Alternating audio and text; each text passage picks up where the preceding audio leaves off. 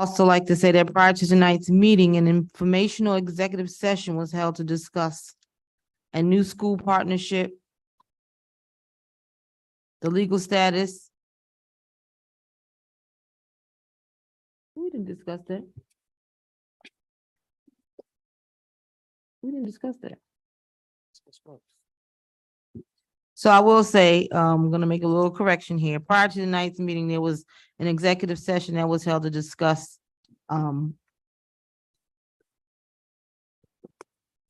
This evening, we had, it's okay. yes, please. In the executive session, we talked about our relationship with the Cleveland School Project, as well as some personnel matters within the district, and our legal and our partnership with the Allentown School District Foundation, as well as the hold on, I have my notes. So I have to pull from my notes. Give me 1 second. And this is our effort to be politically correct, so bear with us. Thank you so much. 1 minute. Expecting that to talk off my head. There we go. So this evening, we met in executive session to talk about the sale of the Cleveland Elementary School project, an expulsion hearing, our food services contract, as well as our relationship with the Allentown School District Foundation and personnel matters. Thank you very much, Dr. Burks. You're welcome. The board welcomes and invites public comment. You may address the board on agenda and or non-agenda items. First opportunity for comments is at the beginning of the meeting and is limited to agenda items only. Comment cards must be received by the start of this meeting, which is now. We will not be receiving public cards once the meeting begins. Per our board's policy, any person may address the board in accordance with the procedures and limitations of this policy, either on issues presented in resolution being considered or on other matters affecting the administration, management, or operation of the district. Remarks of a personal nature directed against any individual will be ruled out of order. So if you choose to address the board, please fill out a comment card and hand it to our board secretary, which is Mrs. Polak. You could raise your hand. Comment cards are located on the podium near the door. Once recognized, please come to the podium, state your name and address for the record, and kindly limit your remarks to 3 minutes. Do we have any comment cards? There are no comments. Thank you. Dr. Burks, at this time, would you like to share your remarks? Yes, thank you, Ms. Conover. Good evening, everyone. Good evening, school board directors, members of our community, of course, my team, administration. Thank you, all educators in the room. This evening, we will have 4 items, 2 of which we intend to immediately move forward to our special meeting in preparation for the start of the 2023-24 school year. Yes, yes. Everybody's happy with me. First on the agenda this evening, where we will present some revisions to our 2023-24 student handbook, kind of a high-level overview of the revisions. The actual handbook itself, families will receive at the beginning of the school year. We wanted to take a little bit more time in this document so that we can include more restorative practices and language so that our students will have an opportunity to restore the harm as we're from a deficit lens or more of a punitive mind perspective.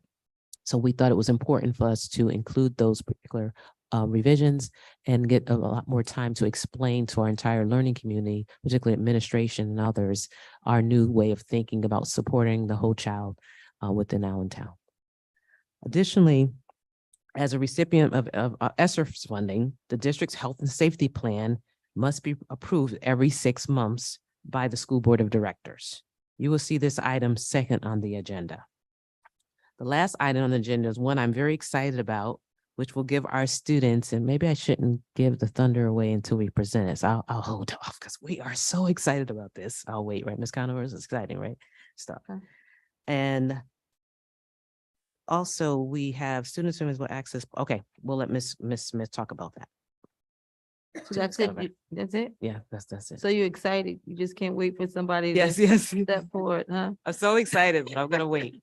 That's a good thing. Yes. So at this time, I'm gonna ask, we're gonna do our student handbook, and I'm gonna ask that Mrs. Polak come forward and present the MOU for the student and family handbook. Good evening. I would like to request the board's approval of Allentown School District Student and Family Handbook for the 2023-2024 school year. The handbook provides families and students with an understanding of our district guidelines, policies, important information, and expectations related to behavior in order to support a safe and nurturing teaching and learning environment. Administrators, staff, and students provided feedback and recommendations on the content of the handbook. You hopefully have a copy of the updates with your documents, and I will review a few of those. We're excited of the look of the new handbook. Hopefully you had a chance to look at it. It's very colorful, pictures of our students and staff. And there are also a number of call outs in the book of things that are important, like Dr. Burke said, especially the restorative practices and offering some more explanation to what the terms are, what questions that students would be asked in restorative conferences, and how we want staff to respond to student behavior. So again, instead of using the word consequence, we're using the word response. It's a small tweak, but words matter and language matters, and we want to make sure that we're moving in that direction. The key dates were updated on the inside of the front page. We added some additional language for attendance as well. So definitions regarding attendance and the compulsory attendance laws so that parents have a good understanding of what that process looks like. In addition, this year we have a whole section on the McKinney-Vento Homeless Act, the resources that we have in place for students and what parents can expect as far as support. There's a community and health services section that we also added additional community partners and a call out to just those health services that we have in the district. For example, the vision van. There are also our immunization program, which is new, is added, information on medications, when you should keep your child home from school, student health screenings, and for instance, what a referral means. And I guess that's about it, other than mindfulness being added in addition to the restorative practices and social emotional learning, and then our new dress and grooming guidelines as well. Do you have any? Oh, well, there is a cost to the district, I'm sorry, $35,994, and the handbook was reviewed by our solicitor. Do you have any? Thank you, questions? Mrs. Polite. You're welcome. Is there any questions? No questions. May I have a motion to move this to our next regular board meeting of August 24th? So move. Mrs. Wilt and Mr. Palmer, seconded by him. Is there any discussion? All in favor, please let it be known by saying aye. Aye. Are there any that oppose? Hearing, seeing none, this moves forward to our next regular board meeting. Thank you so much. Ms. Pollock, you don't. on, Dr. Burks. And I may have messed up and we may have had to need the solicitor's help. For the handbook is one of the items we'd like for you to consider in the special meeting so that we can start printing them, get them ready for the school year. And if we wait until the end of August, it'll put us a little behind Yeah, we schedule. were supposed to change. What about the Yeah, well, we asked, Yeah. did you have anything? But it's set to go to the 24th, but we want it for today's meeting. So what about, okay, so, How do we just open it? all right, so we just took a vote, council, right? Yeah, To just, move it to our next board meeting, but it's not. It's gonna happen tonight at the special board meeting. And there's also an addition, there's a, we want to make a, correction to what's here in the handbook. So we would like your direction in terms of how we can do that at this time. okay, What needs to be the correction? The correction is there's verbiage in the handbook that talks about hoodies. Yeah. We want to omit that. okay, let's, the first thing we want to do, All right, Go out in the hall and figure out the language. well, we could do it right here, right? Yeah. Oh, you're doing something else? The agenda, the item we have to have on the agenda for the regular meeting in order to do it. Now you're confusing me. Can we get a point of order from the solicitor on what we need to do to dial back the fact that we just voted on something to move it to August 24th, when in actuality, we want to move it to about That's an hour exactly what from I now. said. the first thing is we'll do a motion to reconsider that agenda item.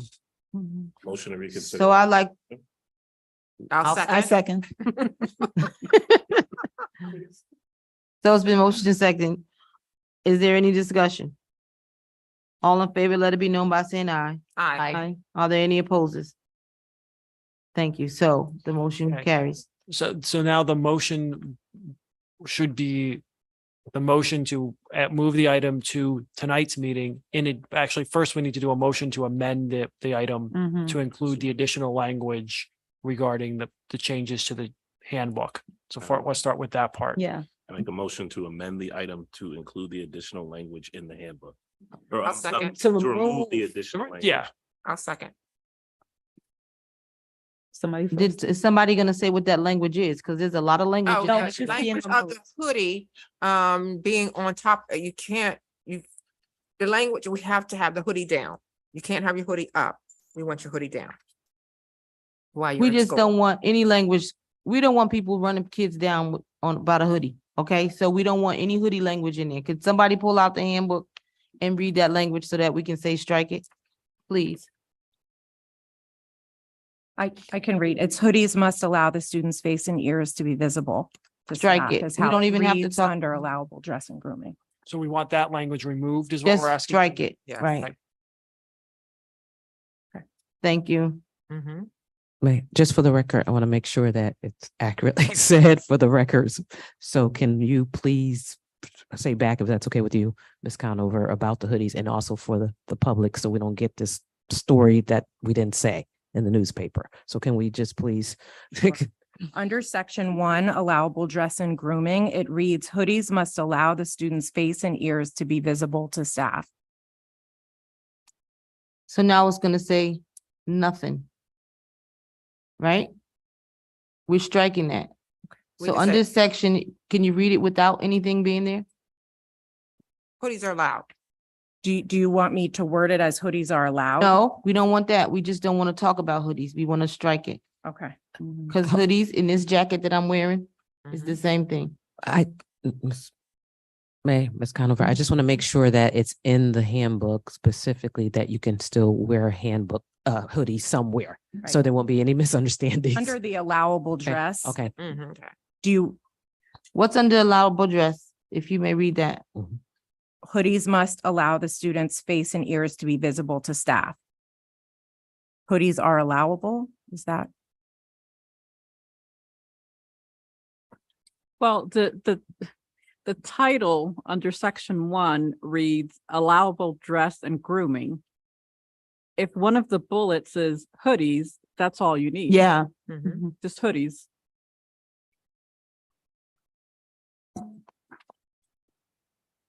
That was added, I think, so hoodies were down. That was one of the recommendations so that students, because often many of the students are walking around with all of their hoods up and in class they have them up. So that was added upon recommendation from stakeholders so that hoodies would be down while they're in class and in school. Well, isn't a hoodie a sweatshirt with a hood? So how come we just can't put sweatshirt? Right, but we're not gonna draw attention to the hood, right? That's what we're trying to get away from, right? Mhm. You understand? I don't want, because what I don't want is hoodies allowed, and then that becomes our new uniform. So just, if you wanna put something there, put sweatshirt, or just don't put anything there, because there's a lot of types of clothing we can put there. I don't think we. I don't can- think we should bring I attention don't think we to, can do that because if we just say sweatshirts and a student walks into class with a hoodie, then that's going to be an issue. So it has to read hoodies so that the students are not getting reprimanded because they have a hood on. so this is our meeting, and I'm glad we're having this conversation, because this is the question that I have, right? And I'm gonna ask it until I can get it. If it's not a problem, why are we even talking about a hoodie? You understand? If it doesn't say in our handbook that they can't wear a hoodie and it's cold in the classroom and they put a hoodie on, what would give a teacher or administrator, what would make them single that kid out and say, hey, you gotta take your hoodie off? You think he Right. can be off? You understand? Like, Because if I'm understand, but- cold, I'm gonna put a snowsuit on. You understand what I'm saying? So I'm just saying realistic. I think that we're giving more attention to something that really doesn't need to have attention brought to it. And if we put it in there, now it becomes an issue. So that's why I was saying that I'm only one to just strike it. If you want to put sweatshirt, if you feel something has, but a sweatshirt is a sweatshirt with a hood. I got not a blazer, but I have some throws that some have hoods to them. You know, it's fashion. Do we really have to mention hood? Right. Yes, please. I think that the committee that worked on this Mhm. thought it important to intentionally make sure that we put in, I don't even like the reference, a hooded sweatshirt, because this has been a bone of contention, not just for Allentown. This is a national thing with children wearing hooded sweatshirts to school and battling with teachers. And it's just not us. It's a problem. Trust me. So then we have to deal with the teachers. Right, Because so that's it's- an issue and that's a climate and culture. And I shouldn't just say issue. teachers. I'll just say leaders, everyone, right. adults. Adults. Yes, there has been culturally in a lot of school districts, particularly urban ones, that people say, oh, yeah, where's my, oh, this battle between the hooded sweatshirt. So that's why that committee said we need to call this out specifically to safeguard the children as well and the adults. So there isn't a push and pull. Well, I think everybody knows, you know, let's just come up with the language. Is there gonna be some language or are we gonna omit it? You know, I already spoke my piece and how I feel, and I have kids, they all are my kids in the district. But I don't think that we should bring attention to something that doesn't matter. But you did say there was a committee that spoke. We don't wanna you wanna take this back to committee? Well, There's no- We start of Circle, school is yes. in, I forget who said it earlier on when we started this conversation. Somebody just said, why can't we just put it under allowable attire, hoodies, period. That's it. Nothing else. Well, I would just like to throw this up because she made Ms. Pollock made a pretty good point. When I was in school, I had a hoodie that would easily cover my eyes and everything else.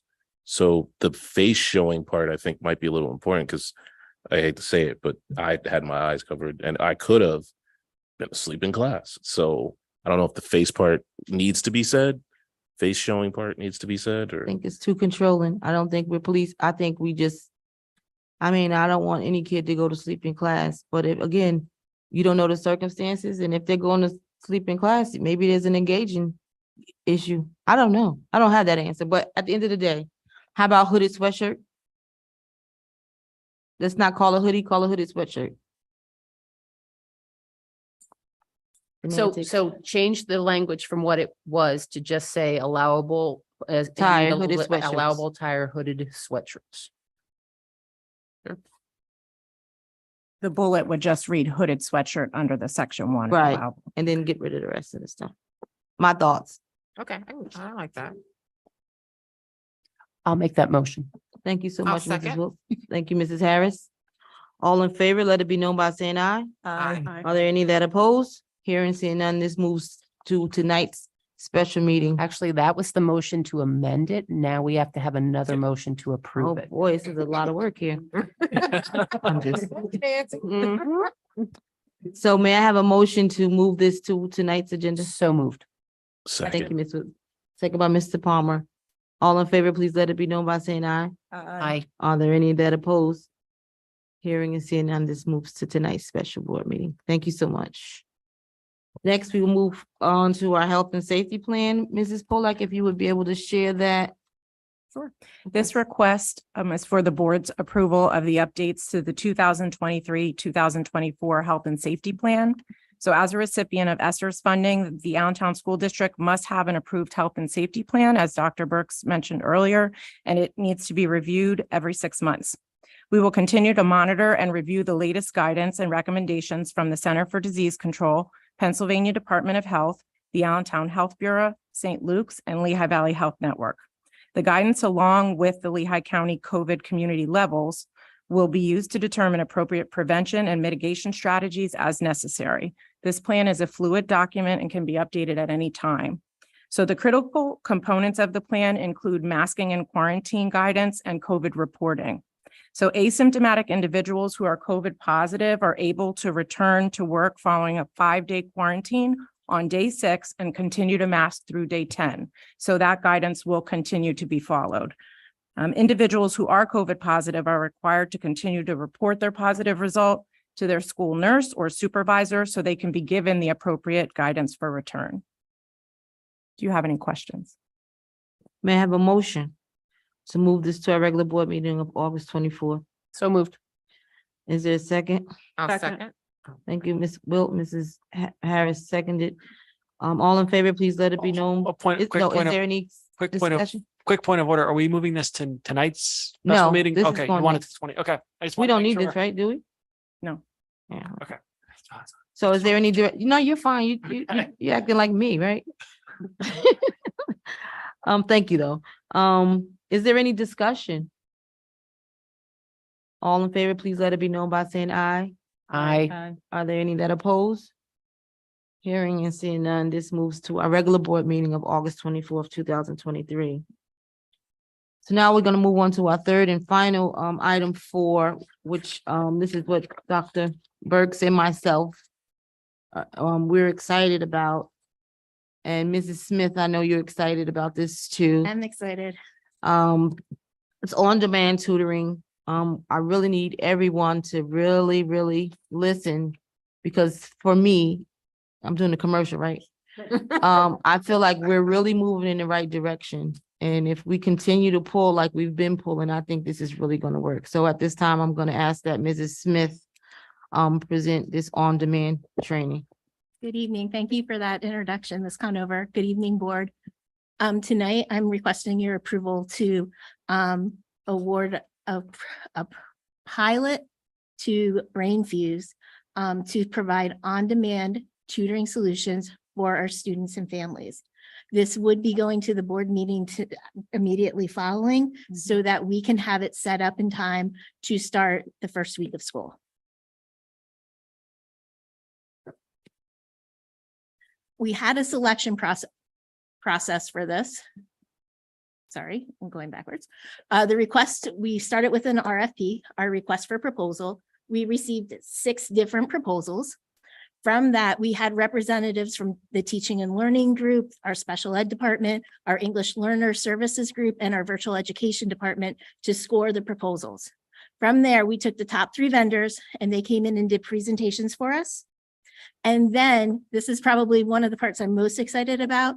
We had our interns have presentations from all 3 vendors so that we had their feedback as well. And then we did have a group of parents that participated in a Zoom meeting as well to see all of our top 3 vendors. So we had a very thorough process that had voice from our students and from our parents, as well as our building administration and our central office staff.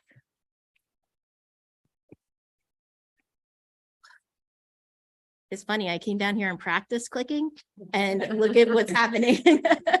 Clicking is undefeated. I didn't even touch it. So there are 2 parts. There it is. Mhm. There are 2 parts to this proposal. The first part is on-demand tutoring, which means every single student that's enrolled in Allentown is going to have access to a live tutor at any time that they need it. If So that's very exciting. So 24/7 access to a live person to have tutoring. If it's a math problem that they're struggling with, if it's an English question, students can say, I have a test on Thursday, so I want to schedule a tutoring session on Wednesday. So we are going to have every student in Allentown have access to that service. The second part of that is high dosage tutoring.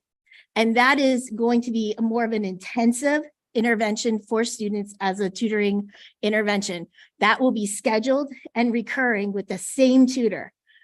We know that effective intervention requires multiple practices a week. So this is at least 3 times a week that they would be receiving tutoring to support their acceleration of learning. And so they would be able to schedule meetings in small groups. Students will be selected and will be monitoring progress, and we'll have that live consistent tutoring and feedback with a targeted learning plan. So once they are signed up for that, parents will be scheduling that time. There will be an assessment, and then they will actually have a plan where we can have goals and really monitor those students to help support them. Now, this is the on-demand. This is the one that every student in Allentown will have access to. And that screenshot shows you what our students will see. So you'll see the workboard, you'll see our tutor, you'll be talking back and forth with the tutor. So for any subject, homework help to review for assessments, to differentiate questions that they had from class. In addition, they have access to a writing lab where they can get feedback on their writing. There's a foreign language lab that can help them. There's skill builder activities. And when they're in the skill builder section, if they're struggling, they just click the button and there comes the tutor. And then there's also materials like SAT prep and AP prep as well. That high dosage tutoring is that ESSA Tier 1 evidence of effectiveness. So we know that when something is designated as ESSA Tier 1, that there's strong evidence behind that research to say that that program is improving student outcomes. Selected students will experience scheduled sessions 3 times a week throughout a semester with a consistent tutor who supports growth and the targeted learning goals. This will be small groups of 3. So we'll have very targeted, specific instruction for these students. Students will be selected by schools based on data, based on teacher recommendation and family communication. And that learning plan will be created to guide the tutoring to make sure that we are improving student outcomes. We know that research shows that tutoring is one of the most effective strategies to improve student outcomes, especially the research is saying 3 times a week for at least 30 minutes. And that's what this program will be providing our students. A little bit about the tutors. All of them have 3 years of experience with teaching or tutoring. They all, 100% of Brainfuse's tutors have bachelor degrees. 96% have graduate degrees. The tutors are vetted and monitored, and all sessions are recorded. So a parent can log in to a student's session and see the session, hear the session. They are trained in best practices of online instruction, and they are bilingual tutors. They have over 30 hours of training. There are background checks. They're trained in best practices, and they have that ability to customize their instruction based on our student needs.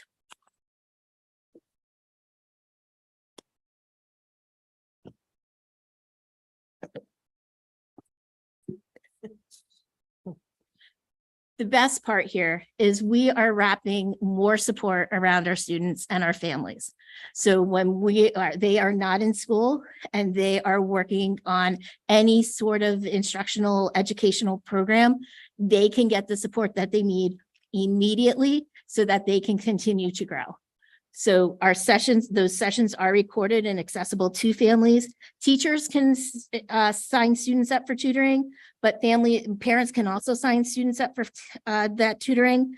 There are multiple reports available for us as a district and at the school level. So we will be able to monitor the impact of this. We will be able to look at our assessment data to make sure we're seeing the growth that we have. That's why this is part of a pilot, because we want to make sure it is exactly what our students need. It's going to support us with family engagement, and that bilingual tutors and the instant translation of text based chat is going to support our families as well. So for the second board meeting in a row, I get to stand before you with something very exciting that's really helping our students. And I will take any questions that you have. Yes, I have a couple. No, go Evelyn, you never go first. Go ahead. You go. So for the high dosage tutoring, you mentioned that the students are selected. Teachers can refer students. For this particular group, can the students themselves say, I want to be part of this? Yes, we actually had that conversation as a team. And one of the ways that when we're targeting this instruction, so for example, if we have a student that wants that electrician certification, but they're struggling in math, they could be asking for this tutoring to help support them in getting support with the areas that they're deficits so that they can then be successful on that exam. So that's just one example of how we could be using it to support our students, but teachers can refer, families can refer, students can refer, and we can be looking at our data as a school team and saying, we recommend this program as well. Okay. And at which point would a teacher be recommending a student? Is it because they failed a quiz? Is it because they failed a test? And if that's the case, I don't know what the policies are regarding retesting. Are students allowed to retest? I don't know. That's why I'm asking. Within our benchmark system, we usually do not retest unless those are our quarterly benchmarks, unless a student takes 1 minute to take the test or 3 minutes to take the test and we know they didn't do a great job, we can have them retest that way. Individual teachers have different plans within their classrooms, whether it's kids are retesting or not retesting. But from our benchmarks, which was what we would be monitoring, we usually don't have that retest unless we know a student didn't give their 100% because it took them 3 minutes.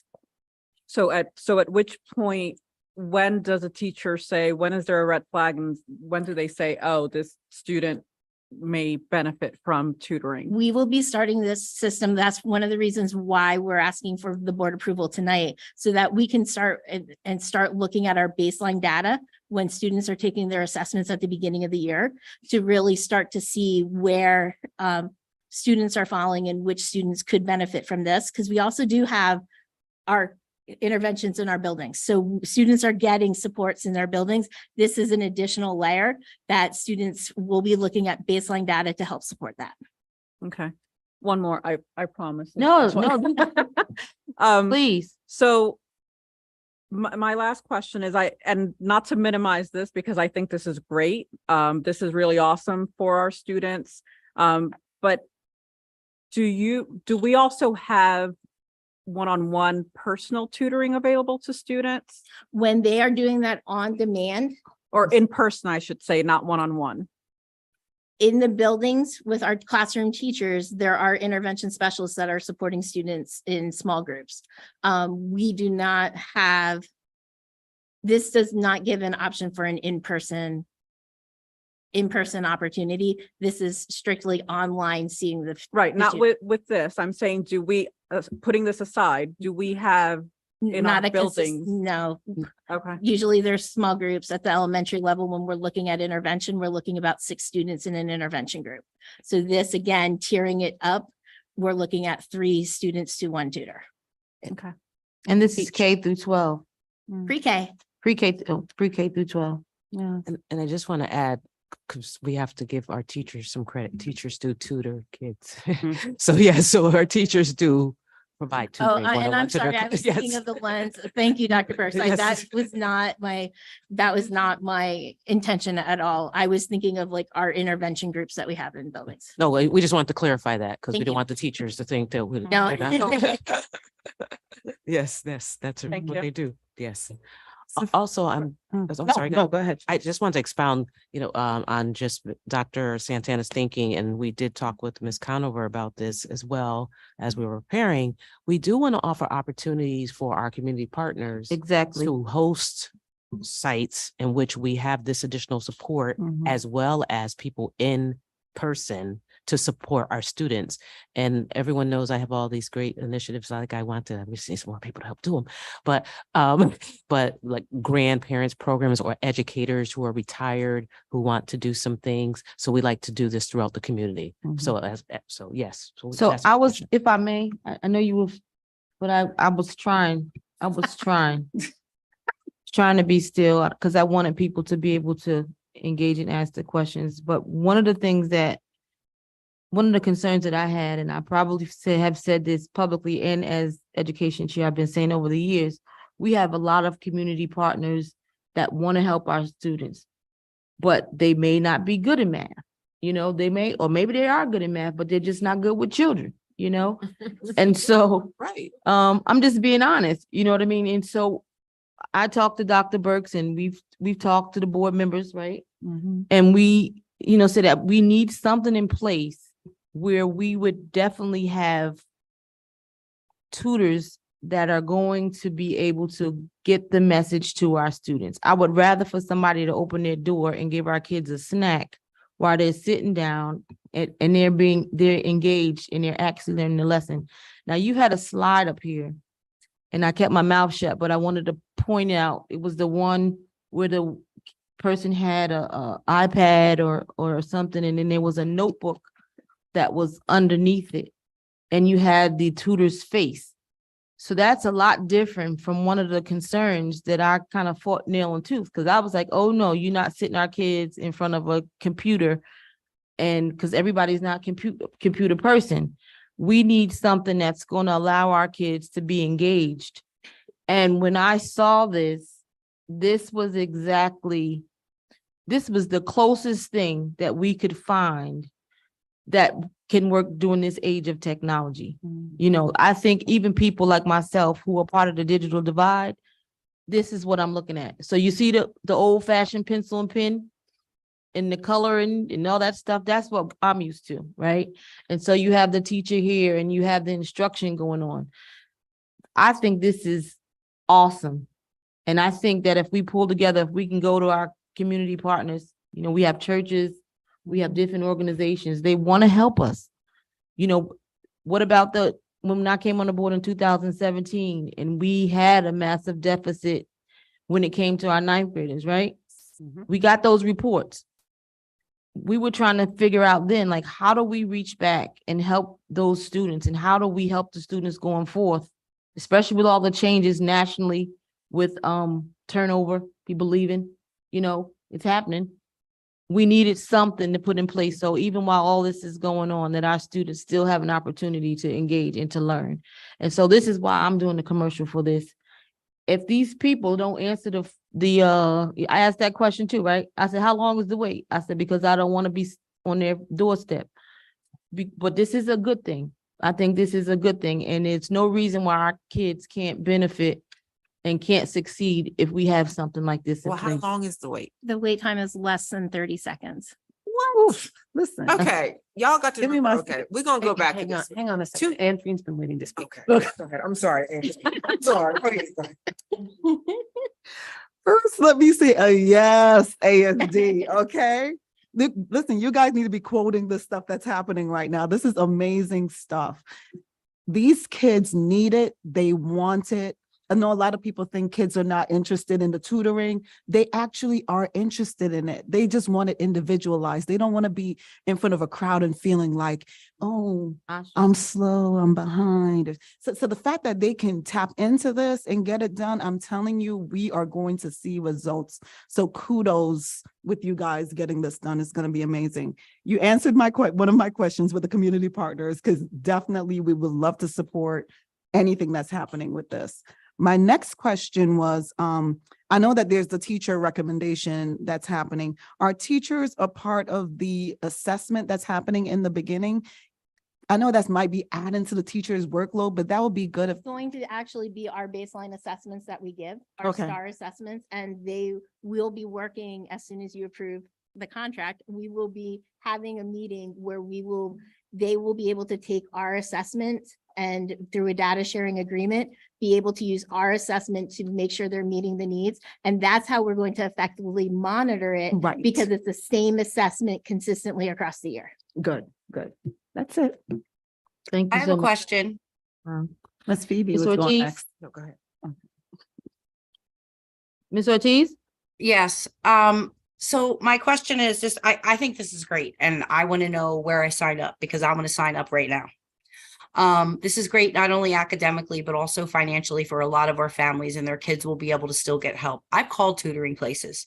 I've called a ton, and the amount of money that I would spend to get tutoring for Gianna, it's almost equal to what I pay in rent every month. So I think this is excellent, and I'm really, I can't wait.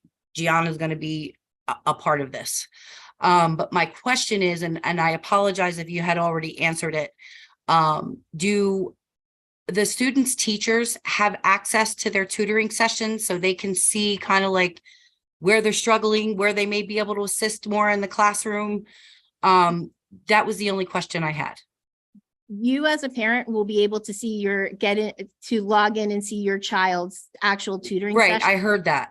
Create reports that will be shared with schools as well as district leadership that give us that information. So students struggled. We saw in calculus, in your calculus class, we saw that 78% of your kids were struggling with this skill.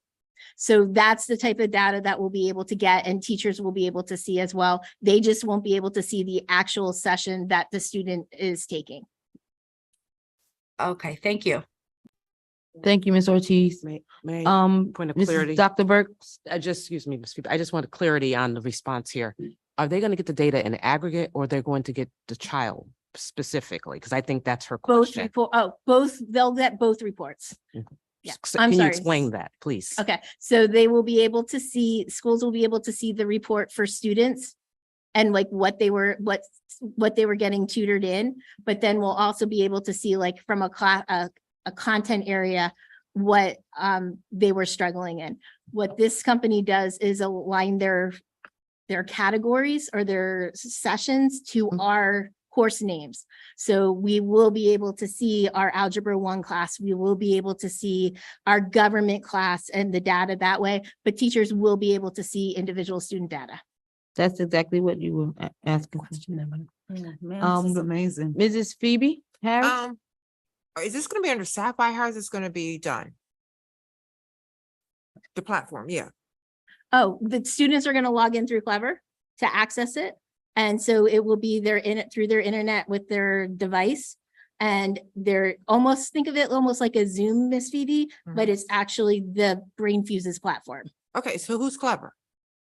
Clever is how all our I'm Yeah, that's what they use. That's what the kids use. Everybody, I'm quite clever. It's the potential to be clever. The kids' database, like that they access. So that's how our students log into any of their programs in school. So it's kind of like where they log in and they'll see all of their apps of their instructional apps that they have, and this will be part of that. Okay. Mrs. Wilt. Thank you, Mrs. Harris.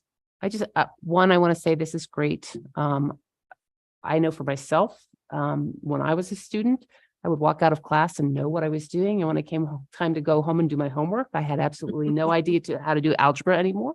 So I wish this existed then. And for my kids, my question to you is with regard to the data that you were just referencing, what will the district be putting in place to utilize that so that our teachers are then taking that data and tweaking their classroom instruction so that our kids are getting the reaffirmation they need from their tutoring?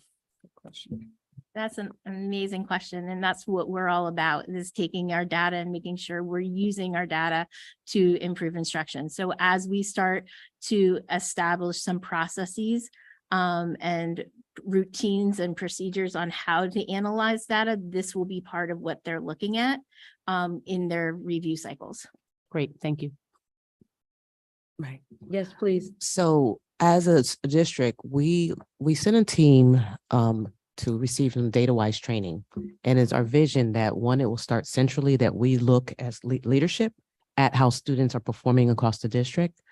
We'll bring it down to our leader level at the school level, and then down to the teacher level. So they will learn how to look at, use this continuous improvement process in order to look at data to inform instruction. So it will start at the central office first. We also will engage in school and instructional rounds where we are looking at practice. And so to inform our practices about how we implement the right instructional shifts to improve our academic outcomes. So that is our vision. We got to hire a few more people as well. I think that's great. As we've moved, I've been around long enough to watch the evolution of from in ASD onto more online learning than classroom instruction. And that has always been a concern of mine. So I think this is just one more layer that has been a long time coming to make our students successful and feel comfortable in their space to actually seek help. Yes. That's the big one. Thank you, Mrs. Wilt. And I want to say again, that this is definitely a huge support. It's a win-win for everybody. Number one, for our kids, because that's who we're here for. But our community partners are engaged, our families are engaged. This is huge support for our teachers who are overworked. Mhm. You understand? So I think this is, I'm ecstatic. It's a pilot. So you guys know what pilot means, right? So that means halfway through this, we have to start looking at where we're gonna get the funding to sustain it. Because remember, while we're here to educate our kids. So I'm just putting it out there. Maybe I shouldn't have said it, but you know me, I'm gonna Alright, say it that's anyway. This is for our kids. This is the support. Help is here. So we start thinking about how we're gonna keep this as it begins to work. I just had one question. I think everyone nailed everything else. The cost. Well, no, the cost is here. I don't see like because it says almost any language. So how many do they speak? Do we have that? Or We have 26 languages in our school district. Oh, yes, 26. Let's talk about the languages. program, right? program? I went back to, I'll have to get you that. I know Spanish is there. I know Arabic is there. I asked that today in the online chat feature. It's probably here, Mr. Palmer, and I will get you It that. doesn't like narrow it down or I anything. so just apologize wanna- to not have that for you. Okay. Thank you so much, Mr. Palmer. Is there any other? Right. Just one more comment, just that sort of dovetails with what you said, Miss Conover.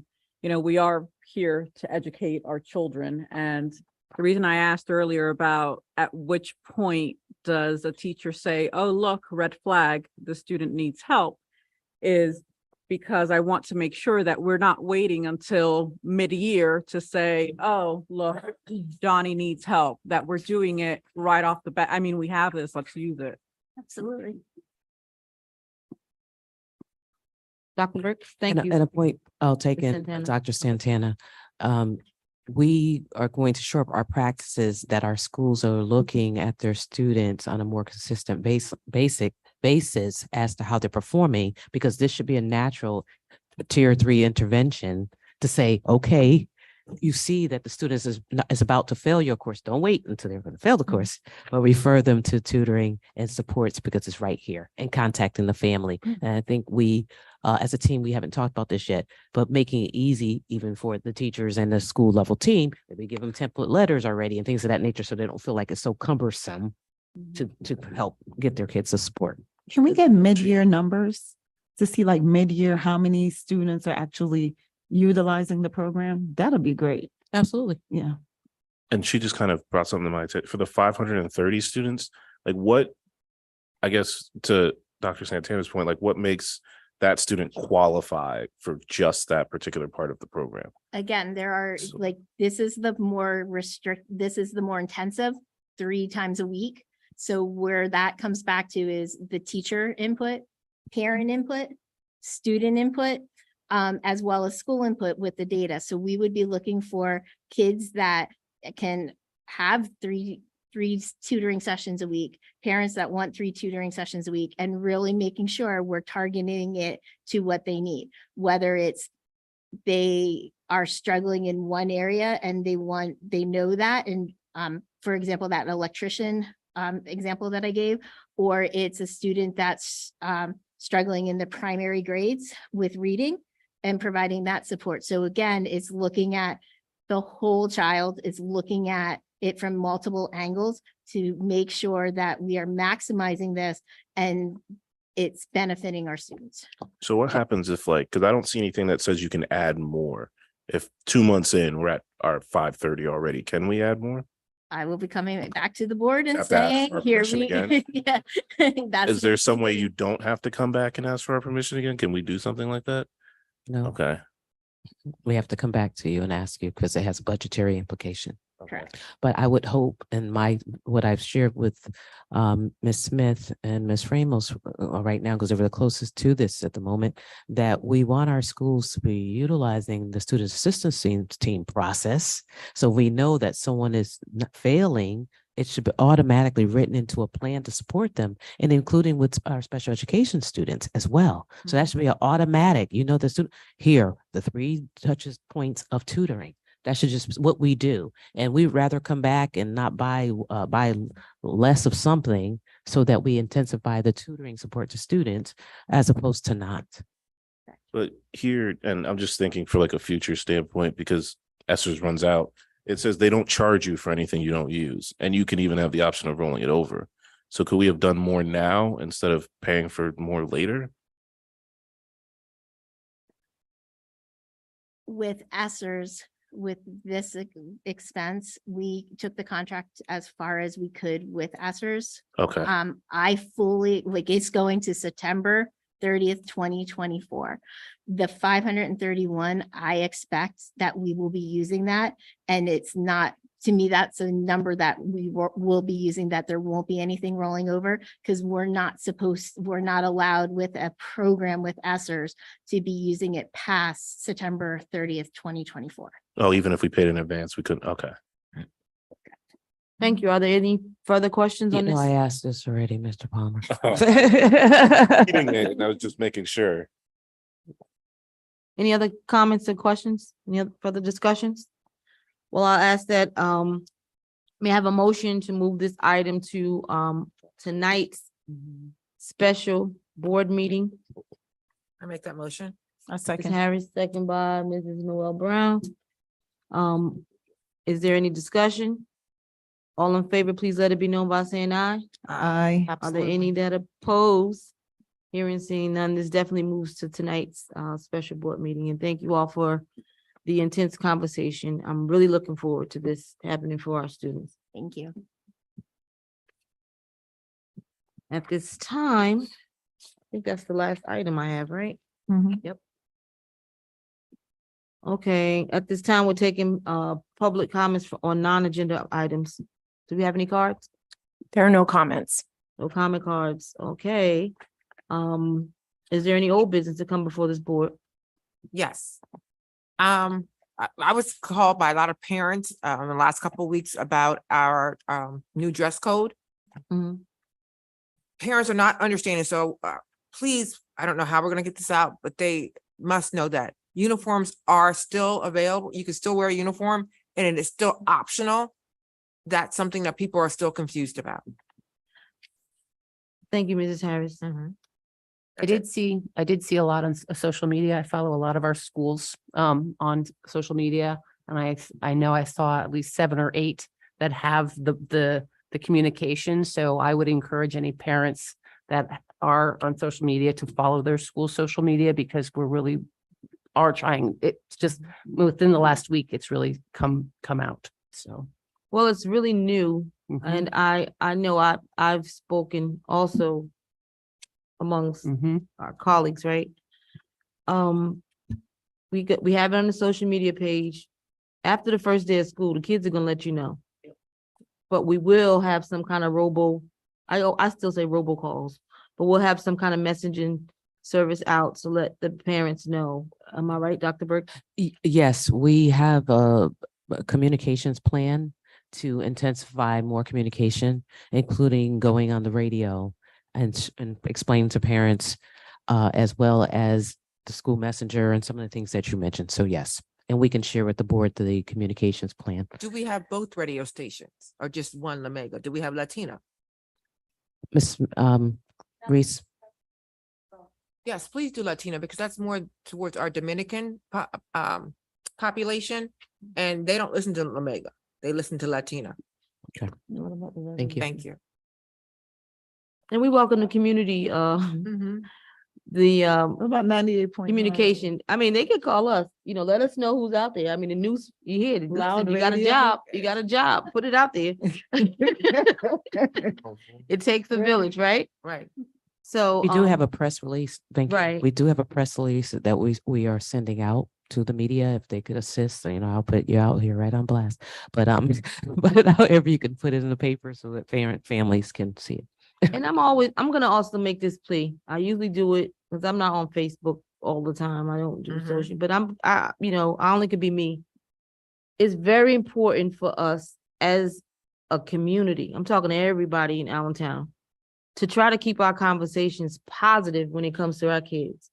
We know we have issues and we're working through them, but it takes all of us. So again, if you hear folks saying negative stuff about our students in our district, you don't gotta fight them. You don't have to argue with them. Just remind them that we're all in this together and we have an obligation to our students, and if you're not gonna be a part of the solution, listen, sometimes it's better not to say nothing. So I'll rest my case. Anyway, is there any new business to come before this board? May I have a motion to adjourn? So moved.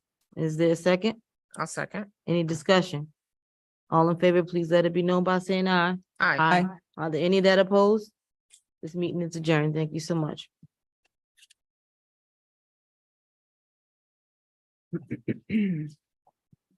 Assume that's me now. I'd like to call to order the Finance Committee of the whole meeting of the Board of Directors of the School District for the City of Allentown for today, August 10th, 2023. The board welcomes and invites public comment. You may address the board on agenda and or non-agenda items. The first opportunity for comment is at the beginning of the meeting and is limited to agenda items only. Comment cards must be received by the start of this meeting, which is now. And you would hand them to Ms. Pollock with her hand up. Do we happen to have any comment? No, do we have any comment cards? No. Okay. She already read all of that. So if you do choose to address the board, please fill out a comment card and hand it to Ms. Pollock before the end of the meeting. Comment cards are located on the podium near the door. So we can begin the meeting. Superintendent remarks. Thank you, Mr. Palmer. On tonight's agenda, several items will come before the board, including contracts and annual renewals that will ensure that our district continues to run efficiently and best meet the needs of our students and staff. For facilities, we're investing in 2 autonomous robots that will assist our team members in lining athletic fields and scrubbing floors. Contracts appearing on tonight's finance agenda also reflect several agreements with staffing services that provide critical services that help the district address staffing shortages.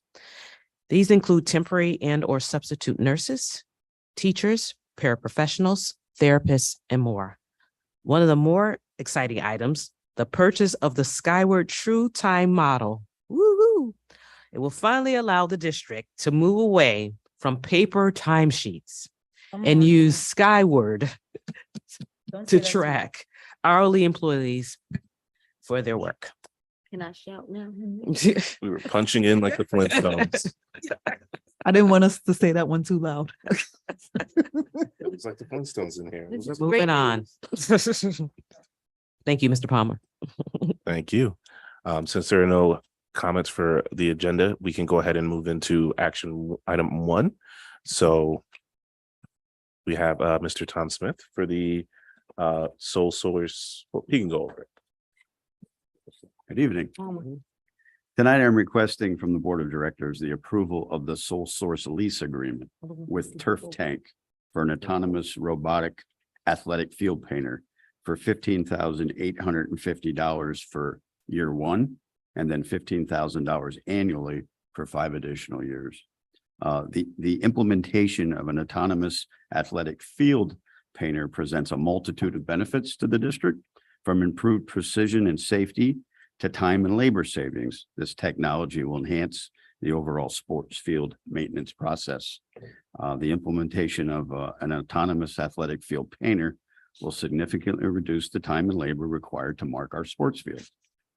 Currently, this task demands significant effort from our ground staff, leading to increased operational costs.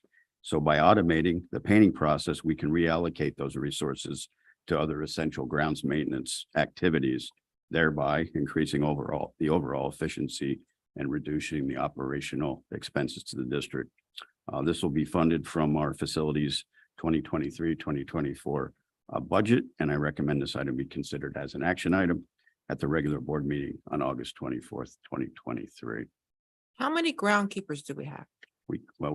We have 5 positions currently, four are filled, so there's 1 vacancy. And how many properties do we have? Well, we have a total of, we take care of a total of 217 acres within the city of Allentown. So this is what's presented to our athletic committee. You can do a field in how soon? How long does it take to do a field? Well, if it's creating a field the first time, it could take up to 4 hours. To repaint an existing field, probably about 2 hours. And with our groundskeepers before that? Well, that is with our groundskeeper. Okay, so with the machine, 15 minutes. there we have it. How many times do we have to paint it per year, So season? whether we paint with a robot or we paint manually, it's done with latex-based paint. And it depends on how wet the season is, how quick the grass is growing. If it's a wet, rainy season, we could lose those lines in a week. And we're currently painting 18 fields, athletic fields That's throughout the what I wanted to district. bring So to your the, attention. so the weather showers it away. So Mhm. It we- does. All right, so it's like me vacuuming my carpet, right? Okay, Mhm. so we need it. We're not gonna just use it one time. I No. only use my carpet. No, this is This every field, week. this field painter paints on actual grass. It'll actually paint on our turf fields. We have college band shows where we have to do different hash marks for college football versus high school football. This is a GPS based product. So it comes with a tablet and it gives you a 30,000 foot view. You just dial in the coordinates. You set your GPS tripod up. It actually brings you up a satellite view of the field and you can Wow. literally move that field. If the field's small, you can adjust it.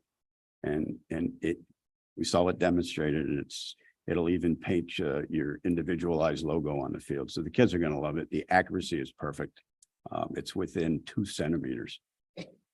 So repainting, there's no overstriping. It keeps it on the same. And it's gonna pay for itself. I'm sold on it already. Yeah, it's gonna pay for itself, even when it comes to times that we rent our fields. You know, Well- so it will pay for itself, because then you don't have to have 4 hours, 5 hours on the field when you've got 15 minutes. I get it. Mhm. If you have 18 fields and it's $15,000, it's already a good That's deal. right. Correct. And it is a leased product. It's GPS based and this technology changes very quickly. So what this will give us the ability, if Switch that it out. technology changes, it's a lease. Mm-hmm, So just we switch turn it that out. one back in, we get a different one. PIAA does change the rules frequency and that it's coming with software updates and maintenance as well. Thank you. So what we're saying is it's gonna free up our groundspeople to do, to handle the other acreage Mhm. besides just doing the fields, because the fields do take up a lot of our time. Correct. A lot of benefits. Okay. So thank you for your consideration. Oh, I should have probably said this at the beginning. Can you do 1 and 2 I together? can. Thank you, sir. Tonight, I'm also requesting board approval of a PA CoStar state contract with Verdiviv, that's VERITIV, for the purchase of an autonomous robotic floor scrubber. This is a purchase, and this is for $84,191. The autonomous floor scrubber is a cutting-edge cleaning technology designed to revolutionize the way we maintain our school facilities. Unlike traditional floor scrubbers that require human operation, this state-of-the-art machine is equipped with advanced robotics and artificial intelligence. And it is enabling it to navigate and clean autonomously without constant human intervention. As we strive to create the best possible learning environments, as we always do for our students and staff, the introduction of the autonomous floor scrubber is a significant step forward in enhancing the cleanliness, efficiency, and sustainability within our school district. This advanced technology will optimize our cleaning procedures, reduce costs, and promote the overall well-being of our educational community. This will also be funded from our 2023-2024 facilities budget. And again, I recommend this item be considered as an action item at the regular board meeting on August 24th, 2023. How many custodian positions do we have open? currently in facilities department, we have 43 openings. 22 of those are maintenance mechanics. The rest are custodians. Right, I'm looking at the custodians. Will this machine strip the floor as well? Or just only No, scrub? this is a floor scrubber. It's a daily maintenance. Okay, When it comes to scrubbing, we'll still have to do that by hand, which we do once a year. That's Right, intense in the summer house cleaning. okay, so it will keep the shine, it will burn the shine in, It will. okay. Do I have any other questions? I have a question. So that means when I walk into Allen High School, any other high schools, those floors are gonna shine like new money, right? Smile. Yes, this is the purchase of one robotic cleaner, Mm-hmm. and it's going to be deployed to Deerfield High School. Deerfield High School's layout is conducive for this robot. We are going to investigate other buildings that are conducive for this. This product isn't GPS based. This product it's a mapping technology, and it's got AI technology. So you literally have to drive it the first time to teach it where to go. And once you teach it where to go, it remembers. It's So almost, it can't remember to go to Allen? well, it can. It's too many stairs. We're also going to teach it to go to several other schools. Yes. I really, and this would be under old. I'm looking to be a little bright over there. Yeah. Agreed. Because your environment has a lot to do with your success. Certainly does. So that was Certainly my only does. question. Isn't, okay, Deerfield is more conducive to it because it has a wider halls, or what's the difference between Allen and Deerfield? Well, when you're spending $85,000, you try to gain the most efficiencies as you can. We used to have a third shift that had a manually operated, it's called a chariot, where you would actually have a person drive this for Right. an 8-hour shift. And Deerfield was the most conducive school to do that. That's where we gained efficiencies. A lot of our old schools don't have elevators. These things are 500 pounds. We'd never be able to get them to other floors. Allen is made up of But 6 buildings. isn't Allen wheelchair accessible? Huh? Is it? Yeah. There are sections of Allen that are wheelchair accessible. Allen Main Don't we is, need a ramp? I'm sorry, Gotta order a ramp so that they can go up. that thing. I gotta sit in the wheelchair. these robots can only go up a 2% grade. Oh, okay. I'm Well, actually glad you made that point because I was going to ask the question because I was under the impression, I saw the pictures and I thought that this was for more than one building. I didn't realize it was just for Dura. It could be moved to any building. But if you're going, it takes an 8-hour shift to clean Deerfield every night. This robot will go for but that's 8 fine. hours. We got time. I'm sorry? Just do 8 hours there and the other. I'm just saying, It still needs human intervention. When a custodian gets to Deerfield on second shift, mhm. they have to fill it with cleaning solution. They hit start and it goes. And 8 hours later, you have to it'll come back to where you started it. And then you have to empty the reservoir with it puts down clean water scrubs and it sucks up the dirty water as it goes. So that human intervention is to get it started, and the human intervention is to empty it, put it away. It's the end of shift. Now it's 10:45 at night. So what I want to do, with your permission, is investigate other school buildings where we could buy this same technology and then deploy it. No. We're gonna use the same machine at Deer, unless it's written somewhere we can't use it. We're gonna use it at Deer, and we're gonna use it at any of our other schools until we could, because how much is this thing costing us? 84,000. Yeah, that thing is going to what's the name? Over there to the other schools. Okay. That's if I'm gonna vote on it, that's where it's going. So we, Cause I want us to be, I can't tell them how often, I just wanna see the floor shining. So as long as the floor is shining, they can do it once every 6 months, as long as the floor is shining, but we want a standard when it comes to our buildings and our students. Then I would recommend that we'll find the buildings that are conducive that this machine can operate, and then we can operate it once a week at each one of those schools. Yeah, that's. And we can move it around. I mean, we have 34 buildings, 26 schools. And we'll have to find those buildings that have elevators that can support it. So this is, all right, I made a little smiley, but now I'm really serious. Sure. Okay. What can we do, or how does this technology work when it comes to getting that technology up to another level? Is there something that same company in which we paying 85 what? $85,000. Is there something that, is it an attachment or something that can go with it? That can allow it to go up to the other places? Not this particular model. Because not all schools are like one level, right? Correct. So what do they have that would actually meet the needs of ours? I have the same questions, and this is new technology, and I'm going to be meeting with the vendor again. I wanted to get this one deployed as soon as possible. I'm going to meet with the vendor again. There are other products. There are smaller products that might be better for transporting. And I will investigate that and bring it back to your attention. So what are we using now? That was my question. We do have floor scrubbers, but they are manually operated. So if this takes 8 hours, how long does it take? Well, each school, if Deerfield High School probably has, I'm just throwing this number out. I think there's 12 nighttime custodians. So each custodian within their section has a certain section of hallway that they clean with a floor scrubber.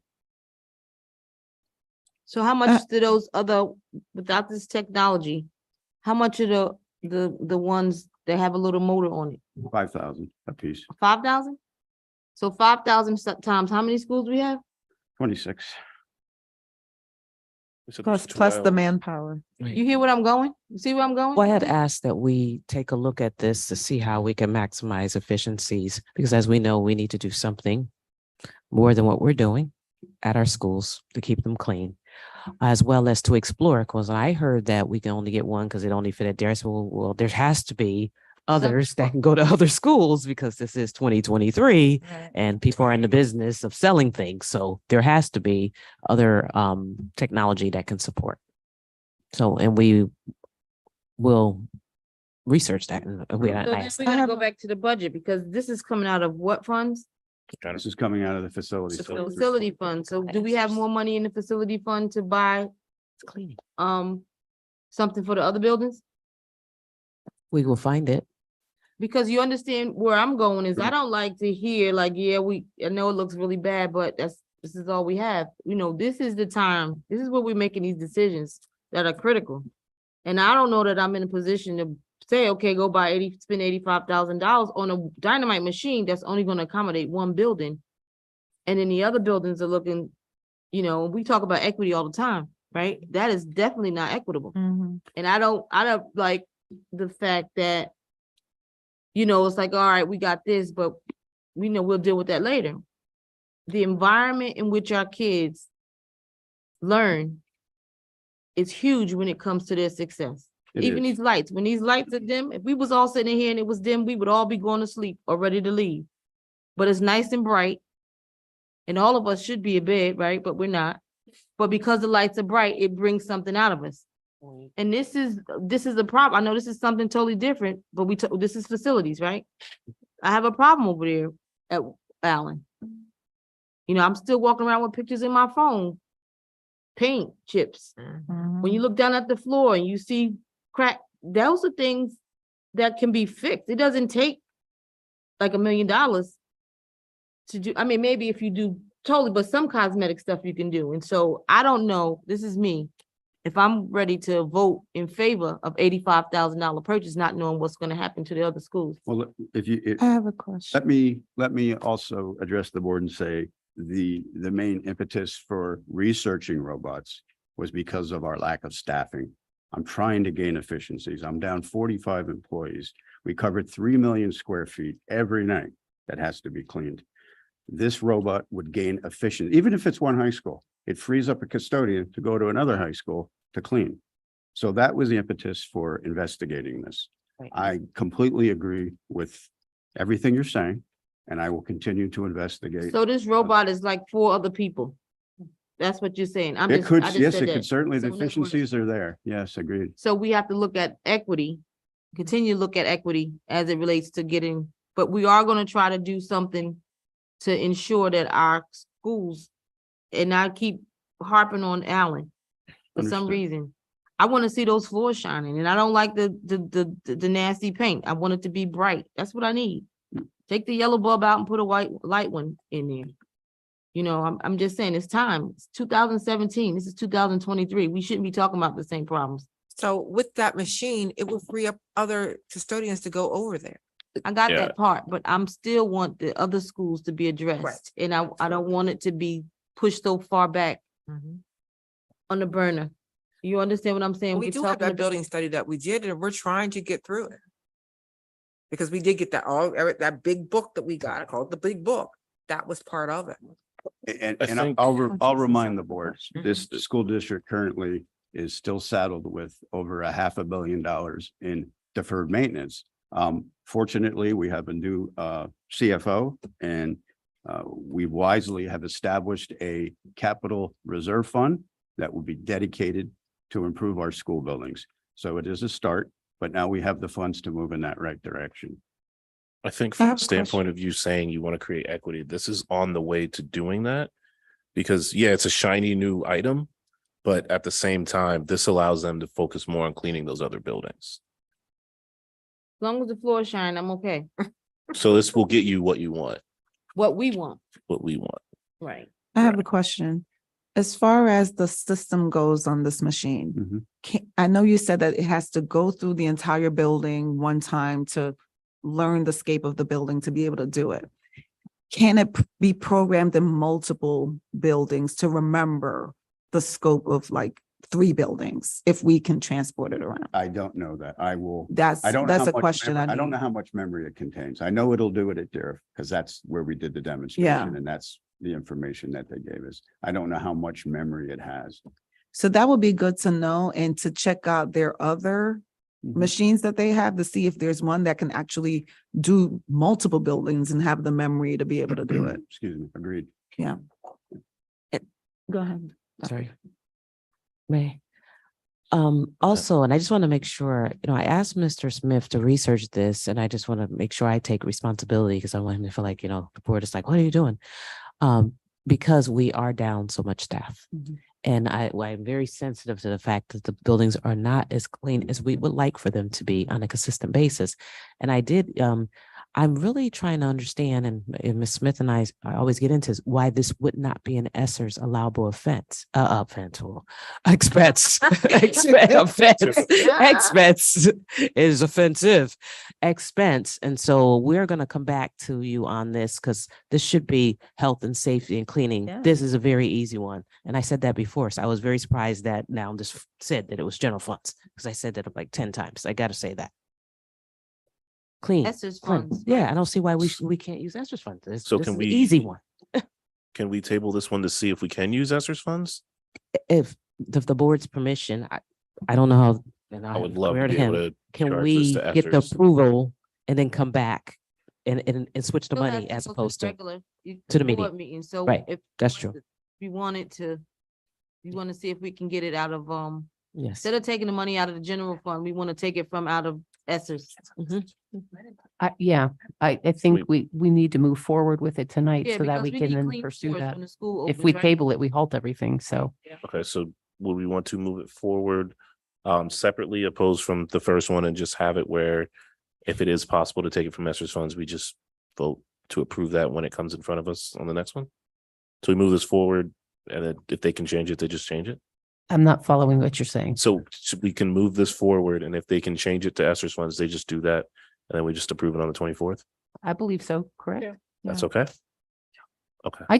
I have a comment. I just want to say, you said that it takes 12 custodians to scrub the floor at Deriv, That's to clean the whole building. to clean the whole But building. each custodian has a section of hallway. That's their responsibility in their section. Okay. So it gets done every night, but So they like to get those if you efficiencies. have this machine to do the floors, how many custodians could you then assign to other buildings in the evening because they now have more time on, Exactly. I don't know the answer to that yet, but once we deploy it and we see the efficiencies that we gain, we'll make those adjustments. I'm expecting to gain those efficiencies. thank you. Thank you. 84, 190. Back to you, Patrick. Any other questions? No. All in favor of moving items 1 and 2 forward to the meeting on Thursday, August 24th, 2023? Do I have anyone Do we make need a motion? So move. Thank you. Do I have a second? I'll second. Should have asked if there's any discussion. Hearing and seeing none. All in favor, say aye. Aye. Any opposed? This moves forward favorably. The next set of items will be done by Mr. Sang. Can we put them all together too, please? Sorry, items 3, 4, 5, and 6. Thank you. Good evening.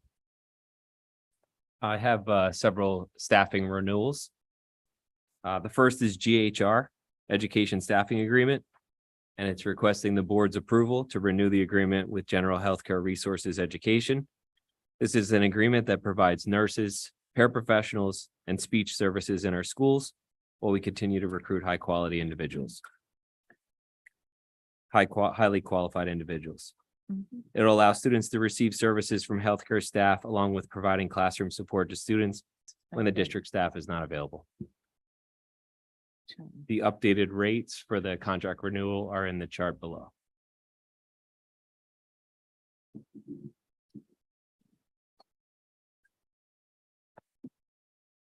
Any questions on GHR?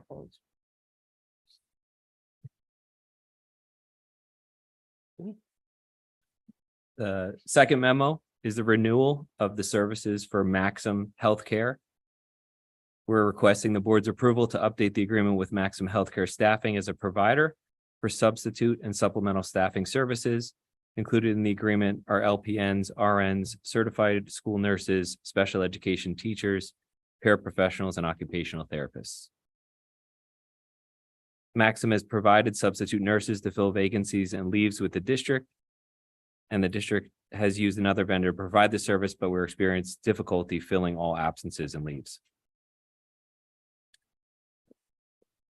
The current rates that we're utilizing are there, as well as the proposed contract renewal rates.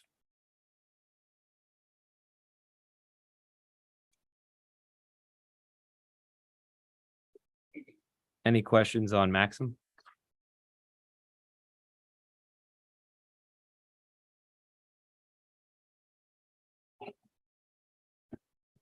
The third staffing memo tonight is the renewal of Therapy Source Staffing Solutions. So we're requesting the board's approval to update the agreement with Therapy Source Staffing. This is a renewal that provides specialized services in our ASD schools while we continue to recruit highly qualified individuals.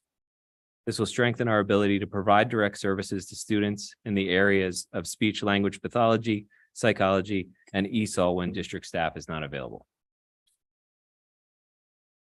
And then again, our chart there has our current rates and the proposed rate for the renewal.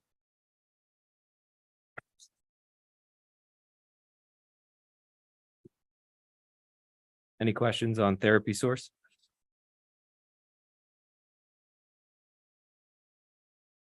And then the fourth of 4 is an addition to our Education Staffing Solutions, ESS. This is a retention pay structure. Our current agreement extends as approved 1 year ago at this time through the end of the 2024 school year. But to stay competitive in the arena among local districts, we are keeping the rates the same as we currently have in the structure, but wanting to offer a bonus for substitutes that work 4 of 5 work days in the week. Including every Friday, which is a day that we have elevated absences, and that will earn them a bonus and keep us competitive within the Lehigh Valley. Included in this memo was a comparison rate for the other schools in the area and what they're paying their substitute teachers.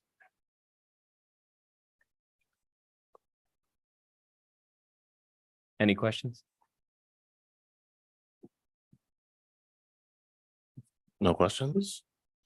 They have a motion to move items 3, 4, 5, and 6 forward to the Thursday, August 24th, 2023 regular board meeting? I make that motion. Okay, motion by Ms. Harris, second by Ms. Conover. Any, or we did any discussion? All in favor, say aye. Aye. Any opposed? Thank you, Mr. Sang. Thank you. This is moving forward favorably. Next item is item 7 by Dr. Giarratana. Thank you. First time saying that.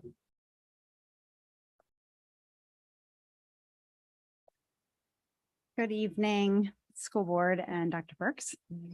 I am Gina Giratana, and I am here tonight requesting the board's approval for the Child Nutrition Services 2023-24 budget.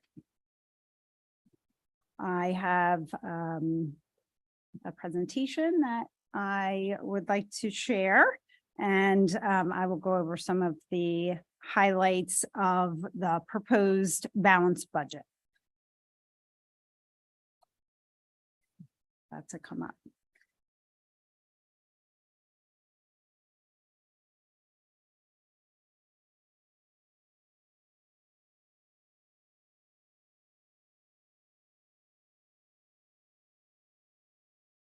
Okay, well, I'm going to get started.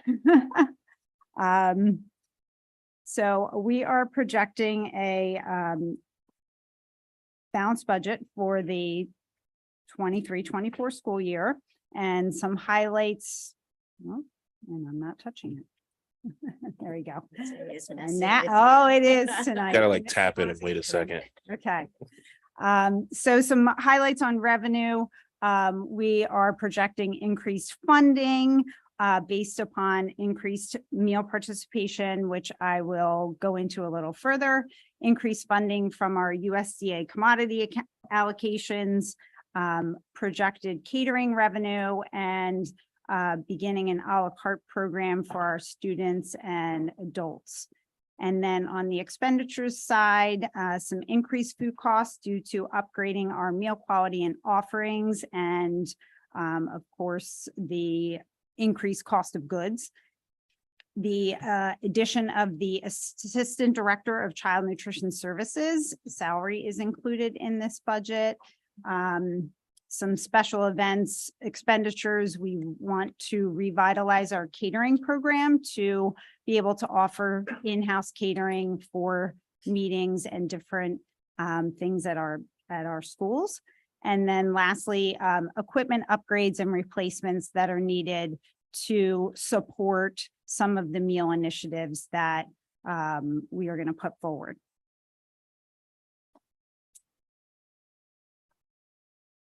So for breakfast increase in participation, we will be continuing the success of the breakfast in the classroom program that was started in the spring. We want to ensure that all of our students have access to a healthy breakfast, and that will hopefully increase as well in our middle and high schools by introducing some more daily options, enhancing our menu, breakfast menu offerings such as fruit and yogurt parfaits, fresh made breakfast sandwiches, having consistent serving times throughout the district for breakfast. And we will accommodate any students that are late arrivals by serving breakfast in the cafeteria for whenever they arrive. Upgrading all menu offerings and choices at all levels, and then making sure the menus have been written to be providing a fresh fruit every day with the child's breakfast. And then for lunch participation, menu upgrades to include culturally diverse options, offerings, and more choices. We will have vegetarian meals offered daily, and we are in the process of exploring vegan items that meet the National School Lunch Program guidelines.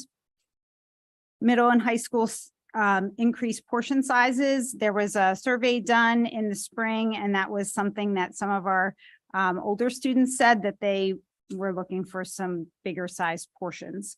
We're going to be making fresh made salads and sandwiches daily, introducing scratch recipes, which will, of course, we will need to train our staff and then assess our equipment to make sure that we can handle those things. We are going to continue our school lunch vendor partnerships that began last year with Domino's Pizza and Subway restaurants. Those are two participating local businesses that comply with the National School Lunch Program guidelines. And then, as I stated earlier, having an a la carte program, and we'd like to begin that at the high school level to start off with.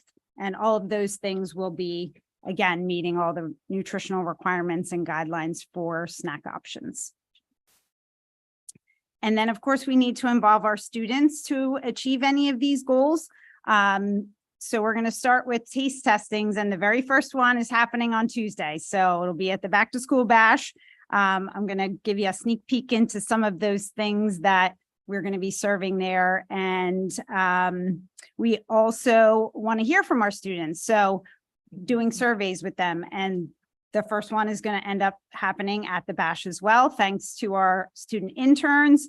There'll be a QR code that our folks trying our food on Tuesday can give us immediate feedback. We're going to begin a student nutrition advisory council that will meet to discuss ideas. I need some kids to taste food that vendors bring in all the time and say, oh, this is going to be great.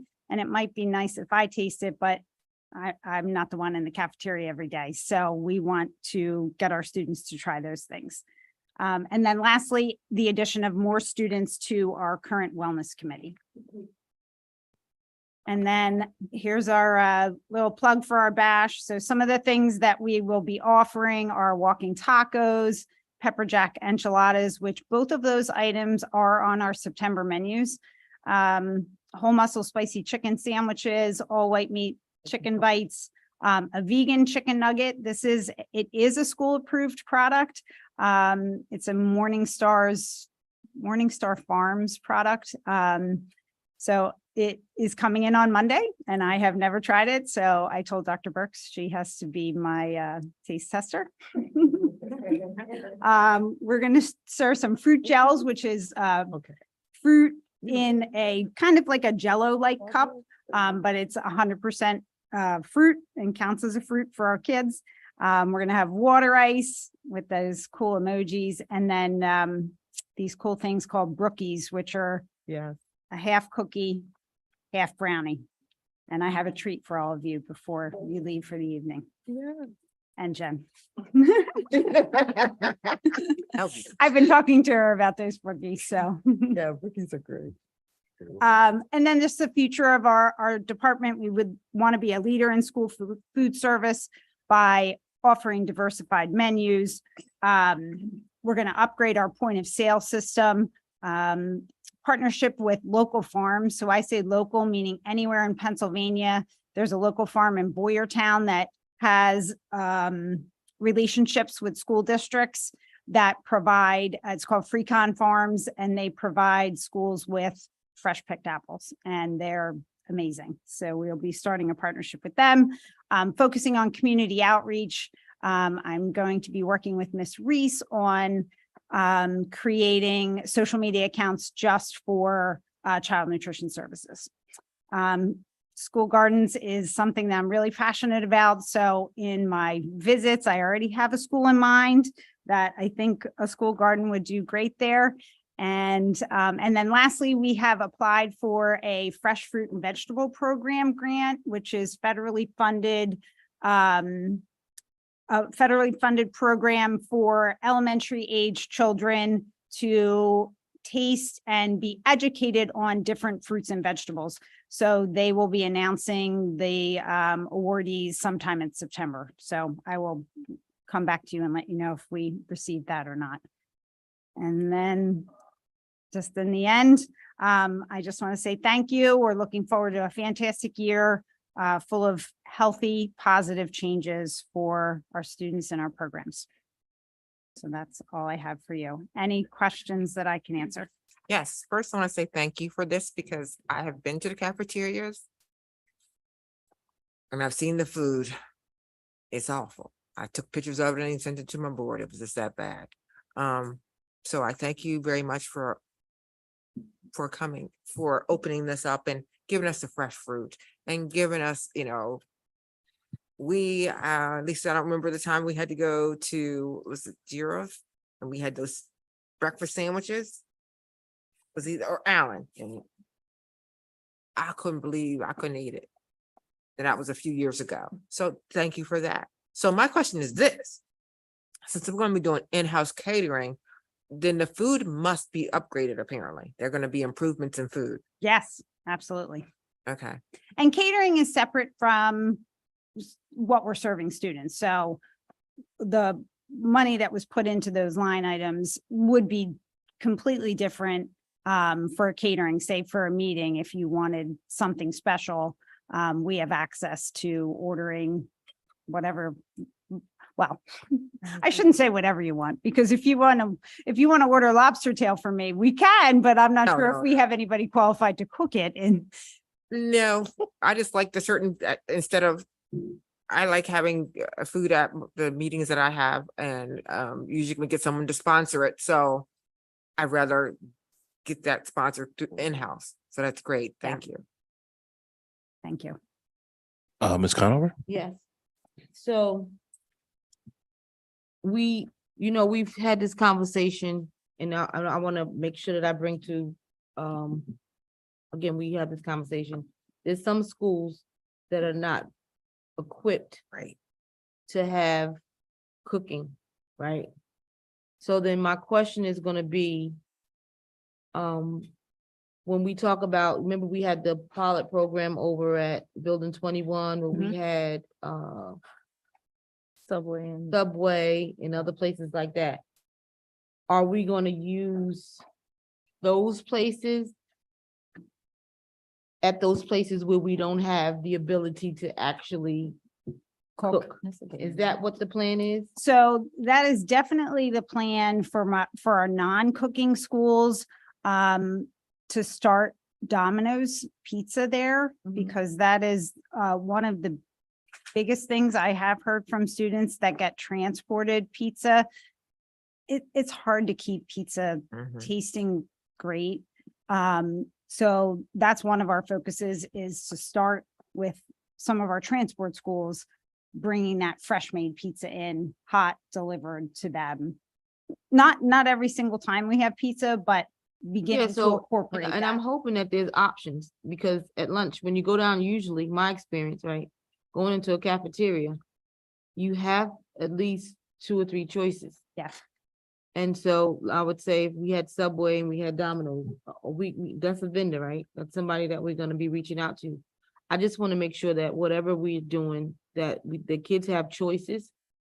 Yes. And we understand, I just want to, I guess, publicly say this, right? Because we had the conversation, that we know that many of our schools are not equipped to actually cook. We haven't gotten to that point yet. So that means we're going towards there, right? But for now, we definitely going to make a conscious effort to ensure that our kids are getting quality food and they have options. Because again, if we create that environment that's conducive to them learning, where they feel comfortable, they feel that this is different. Hey, this is working. We're going to get a different results than what we have gotten in the past. I agree. So, thank you. Thank you. I have a comment. I love the options that you had listed there. How did you select those options For the for the fair? the bash? Yeah, for the bash. Well, I wanted to bring in items that I wanted to get onto the menu, number one. And then I worked with partners who would be willing to donate. All of those products are all donated for our bash. But popular items, like, to me, I think a walking taco Yes. is something that kids, everybody, like, why wouldn't you love that? Right. It's fun and for us, honestly, for us in the schools, it's easy to prepare. It's not difficult because there's It's the bag of chips and you just throw the stuff in there. you can decide what Yeah. stuff you want to put on top of it. And I thought for the bash, that would be really good because people can just kind of walk around and that's kind of how I came up with some of those things. Yeah, I wondered if you did an assessment because in summer camp, we did most of those stuff and they were a hit, especially Really? the walk and taco. So I thought you did like a survey with the I did kids or not. something like that. Those were just things that I thought would be popular. So at the fair, will we have like a paper saying with like a selection for like the students to not only taste, but also like check off some other things that they might like? I'm Because I'm trying to figure out how would we know if they like the stuff once they Well, we did, taste it. the interns made a QR code for all of the items that we're serving at the Mhm. bash so that they can respond right then and there. I don't think we did anything with paper. No, Things. Add a question of, are there any other menu items you'd like to see added to your breakfast? Right, Yeah. we could do and that. have them added there. Okay. Thank you. Thank you. Oh, no, I have a question. Okay, so you have a student advisory board. You will have. I want student- to. Okay. Yes. So my question to the board, are we going to add those onto our student reps? Would that be something we could add on to our student reps? Because that way we can interview them. You will be part of the interviews, and they will, their input will, and they become student reps. I think that would be something to add on to that. Or Dr. Burke's group that she meets with, I just want to make sure I'm Oh, clear okay. about your I don't comment, Ms. understand Mimi. the Do you mean our student board reps still be a part of the advisory committee already as part of their responsibilities? Is that what you're Oh, do suggesting? you already have advisory committee? I have a superintendent's advisory council Yeah. and most of the students are also board reps as well. Right, so I was just thinking, because the food nutrition part of it is very, very important, and we need Mm. their input just as much as anything, because they're the ones eating it. So why not make them student reps? So Mhm. I just want to make sure I'm clear. So the students who are selected, because their schools help to select that process, in Mhm. addition to that, this would be something that they would do as part of their responsibility to Yeah. support this. Okay, Why not? right, I'm okay with that. You okay with that? I'm okay with that. Okay, Thank you. you're welcome. Thank you. So first off, I love it all. I just had a couple questions. So you were mentioning that, I guess we're sort of trying to go the farm to table route, which is great. I love that. Is this something where, I guess, because I remember there was a conversation, I didn't see it in the presentation, where I guess going into next summer, we would have a way of being out in the community, maybe driving around, giving out some food and things like that. Is that still in the plans, or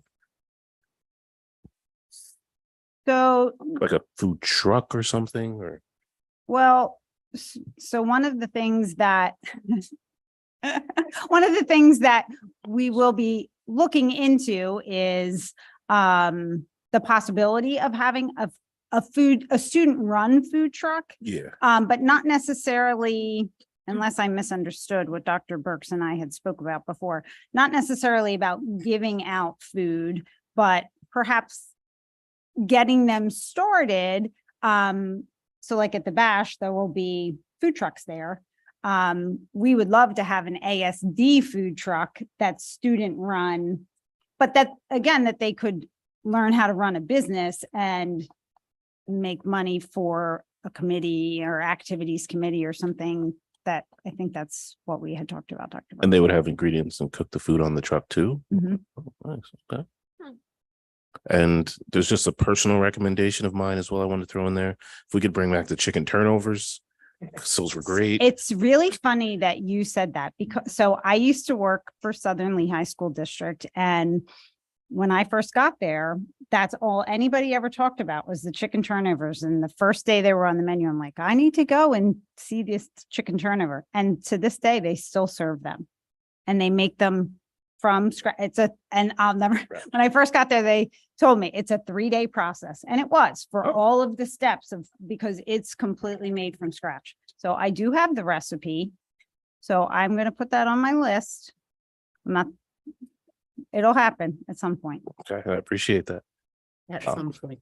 at some point. You know, you gotta- Everyone loves you're them. not gonna be eating them. I just have a quick comment.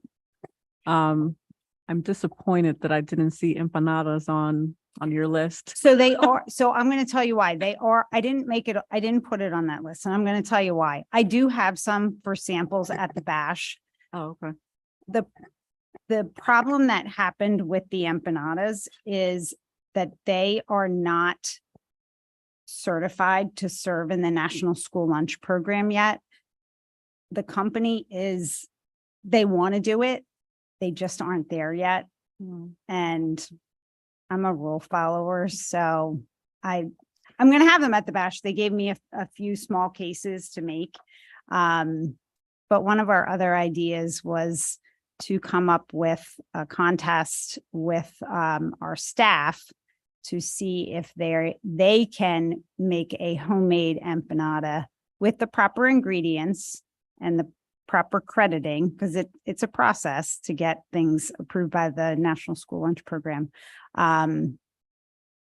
So that was one of our ideas, to involve our staff on So something. when we order food from like Domino's or Subway or something like that, is it also, could we order, say, I don't know, for South Mountain or Allen or whomever, call one of the local restaurants and say, hey, we need 200 empanadas or however many, or is that not, it depends on the So- restaurant, or how does that work?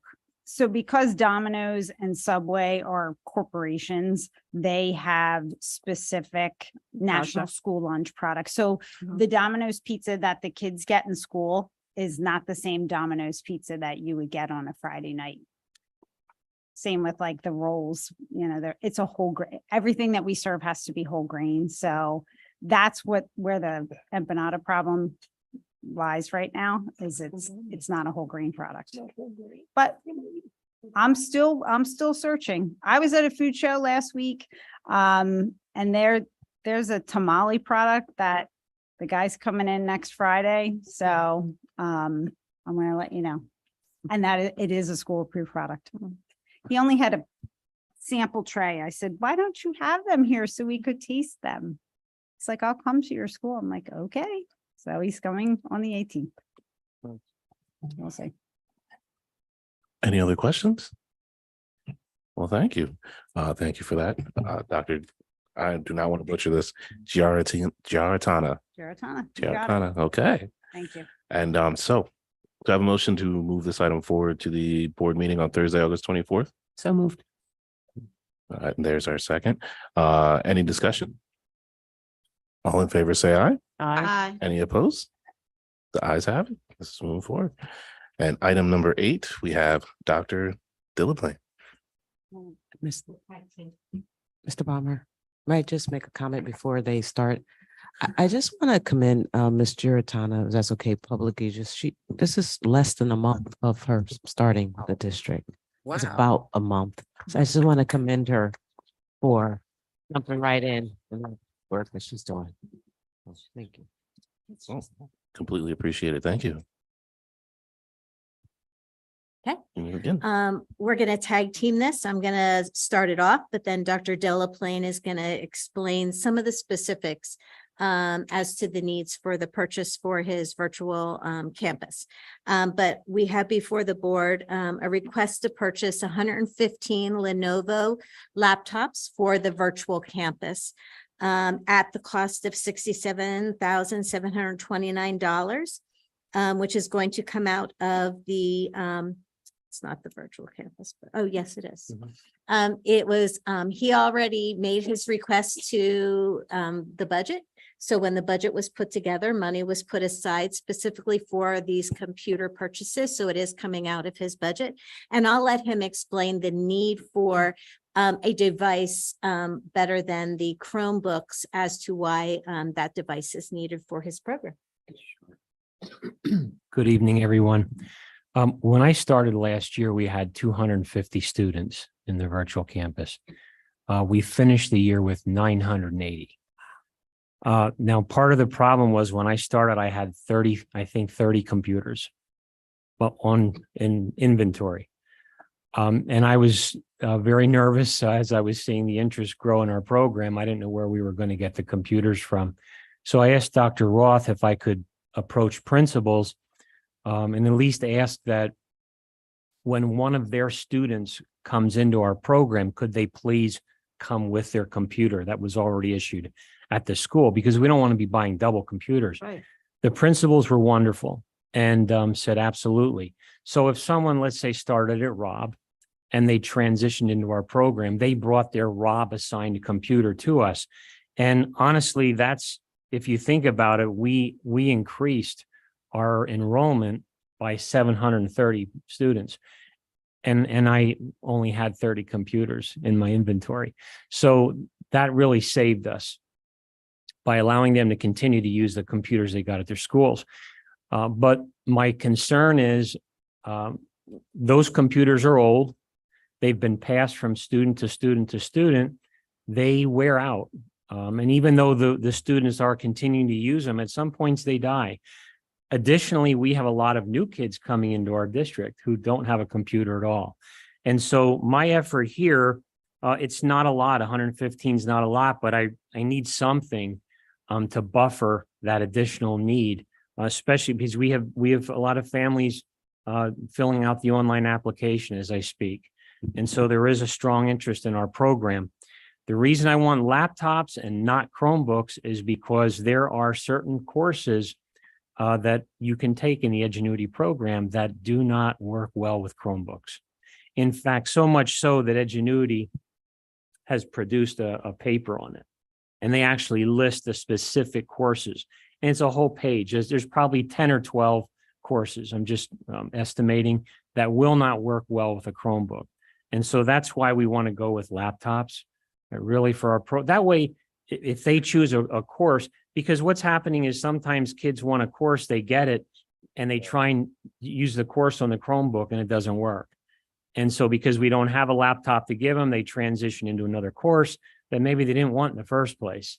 And so I really would like to kind of start a tradition, at least for this program, where we're buying a piece of equipment that, one, lasts a lot longer than a Chromebook, has a lot more capacity, and will work with any course that they choose to take in our program.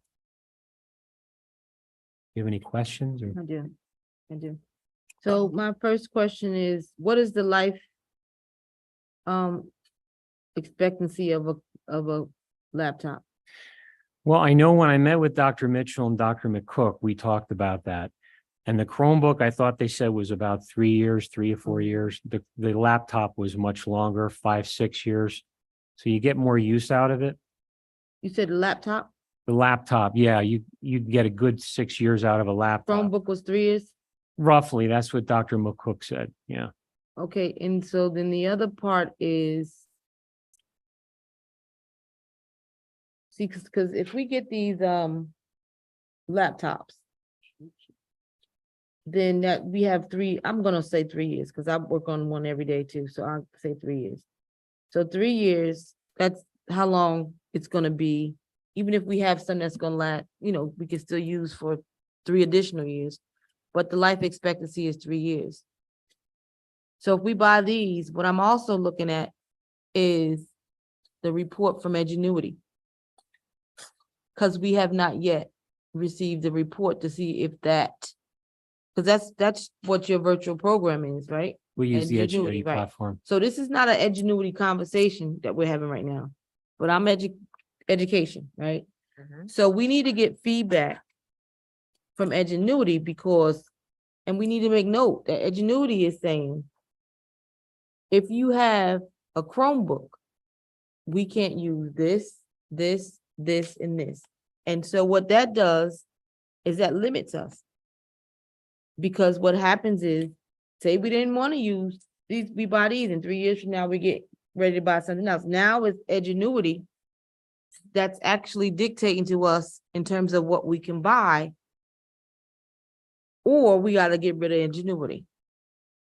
So for tonight, I understand you saying, listen, there's a need, and I hope you have given us what that real need is, not, I need $20, but I'm asked for 3. Because it's not putting you in a good position. We want to be able to, if there's money there, we want to make sure that our kids have what they need to succeed in this year. So do you understand what I'm saying, board members? Yes. We have to look at edgenuity. We're not gonna, this is not an edgenuity. Okay, I gotta say it again, conversation, right? What, 3 years? And then we're gonna have to buy again, because that's the life cycle of a laptop. 6. 6. It's No. more that you can get more. What I'm saying, out of it. I heard them say 5, 6, but I'm saying 3, because we have to prepare ourselves to be able to replace that. Follow what I'm saying? Just because they say it's 5 or 6 years, doesn't mean that we're gonna wait until the last day and say, okay, now it's time to Right. buy them. We have to put ourselves in a position to be proactive, You want a refresh cycle. absolutely. And I can provide, if the board would like, I do have that paper from Edgenuity that lists all of the Yeah, specific these are courses. things that, when we start making those decisions, these are the things that we need to consider. I'm done. Right. Because I did share this with members of our academic team about my wonderings about Edgenuity and how we use it here in the district as tier 1 instruction for our virtual programming. And so thank you for teeing that up for us, as we're going to come back later on that. You know, there's 2 Edgenuity platforms too that we have available to us also. I don't like them. Never have. Do Well- not like ingenuity since COVID. Don't like it. I'll be fine with something else.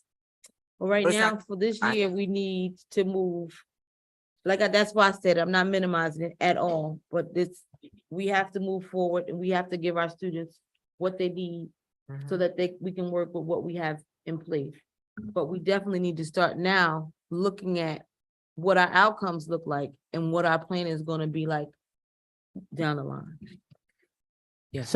So thank you for growing the online program by 700%. That's right. That's pretty amazing. Thank you. Because it's also something that we look at in the broader sense of cyber charters that are out there. Yes. If we're offering the same things, and if our students are choosing to enroll at ASD, but then they have, I'll be honest, cyber charter is in my building where I work. Yeah. During COVID, went to the dumpster. It was full of iPad boxes, or I was livid because that's when we were struggling to get the Chromebooks and figure out Wi-Fi. I digress. My point to say that is, though, this is important for the now, because if we're not able to provide our students with choices that will allow them to explore where they want to go in life, then we're gonna lose them again, because they're gonna go somewhere else where they have the choice. So I think that this is very forward thinking and a necessary thing. So thank you. No further comments from me. Okay, thank you. Okay, so before we get started with the other items, do I have a motion to move this forward favorably to the Thursday, August 24th, 2023 board meeting? So moved. Second. Thank you. And there's a second. Any discussion? All in favor, say aye. Aye. Any opposed? The ayes have it. And Ms. Richards, if you could do 9, 10, 11, 12, 13, 14 altogether. Absolutely. I Thank you. apologize. I have a long agenda this month. Part of that's due to July not having a committee of the whole. So we will move forward. The next one is a request to enter into an MOU with First Student to participate in a subsidiary company that they have called First Alt. The reason we're asking for this MOU is because the district very often uses vans, especially for our homeless students, where we have just a couple of students in various areas of our district that we need to send a van to because we don't have buses that go there due to the schedules in regards to homeless. Also, sometimes with our special needs students and our out of district placements. We use vans a lot. First Student has a subsidiary company called First Alt, which actually offers us a reduced rate for use of vans versus using our transportation contract. So by entering into this MOU, the district is saving money by using this rate versus having to use a van as part of our contract. So I'm doing it strictly. I know there is a lot of opinions on First Student. So let me diverge just a little bit while we're here because Mr. Palmer and I talked about it. First Student is in the last year of their contract with the school district, their multi-year contract. So 23-24 is the last year of that contract. As soon as we hire a director of transportation, which hopefully will be shortly, we are getting into second rounds. One of their first agenda items will be to send out a request for proposal for transportation services beyond 23-24. So we will be looking to see what other options are out there in regards to that. I also did sit down with First Student. We went through expectations for this school year in regards to, so I'm hoping I can be a little bit of a liaison between us and First Student and making sure that their services meet our expectations, which are the same as my expectations. So hopefully we can make that happen. But we are continuing to move forward with that. And I just wanted to let you know in regards to First Student where we might be going with an RFP coming up in the fall. But this MOU for use in 23-24 will just give us a reduced cost of something that we're already in need of and using. So that's why I'm asking for that. Any questions in regards to the MOU? Perfect. Thank you. The next one is also in regards to transportation, and that is a request to approve the agreement with Lanta. The district enters into an agreement with Lanta each year for basically our secondary students that can take public transportation, but we pay for it. So the students just need to show an ID to get on the bus. They get to ride for free because the district basically has paid for that fare up front. So this is our agreement for this coming school year. The fee did go up slightly. Lanta does a study of how many riders happen each year, and their ridership was actually more than what they originally estimated. So they basically are going back, even though it was 22-23's ridership, that's what they're going to bill us for 23-24, assuming it's the same. But that agreement allows us, again, to let the students ride for free. There were 1,700 rides per day in last year. And we pay 50 cents for each of those rides. So that's what this contract is. The current contract for 23 is at $153,000 with Lanta. Does this include the Cyber secondary charter school? It does not this year. Part of that, I came in the midst when all this was being discussed. I was aware of it. We sat down as a team and felt that without a director of transportation, due to the timing of all of this, that we did not feel comfortable implementing some of the changes that had been discussed. Part of it was communication to families. We didn't have enough time. So some of the conversations around the half mile, which also got discussed, looking into could we shorten the amount of miles that students have to walk to school. So in addition to that was the requiring all charter secondary to take Lanta as well, like we do with our current students, will definitely be looked at for 24-25 next school year. And we will do it in advance of enough time that we can properly communicate with families to let them know what those changes will be. Any questions in regards to Lanta? Okay.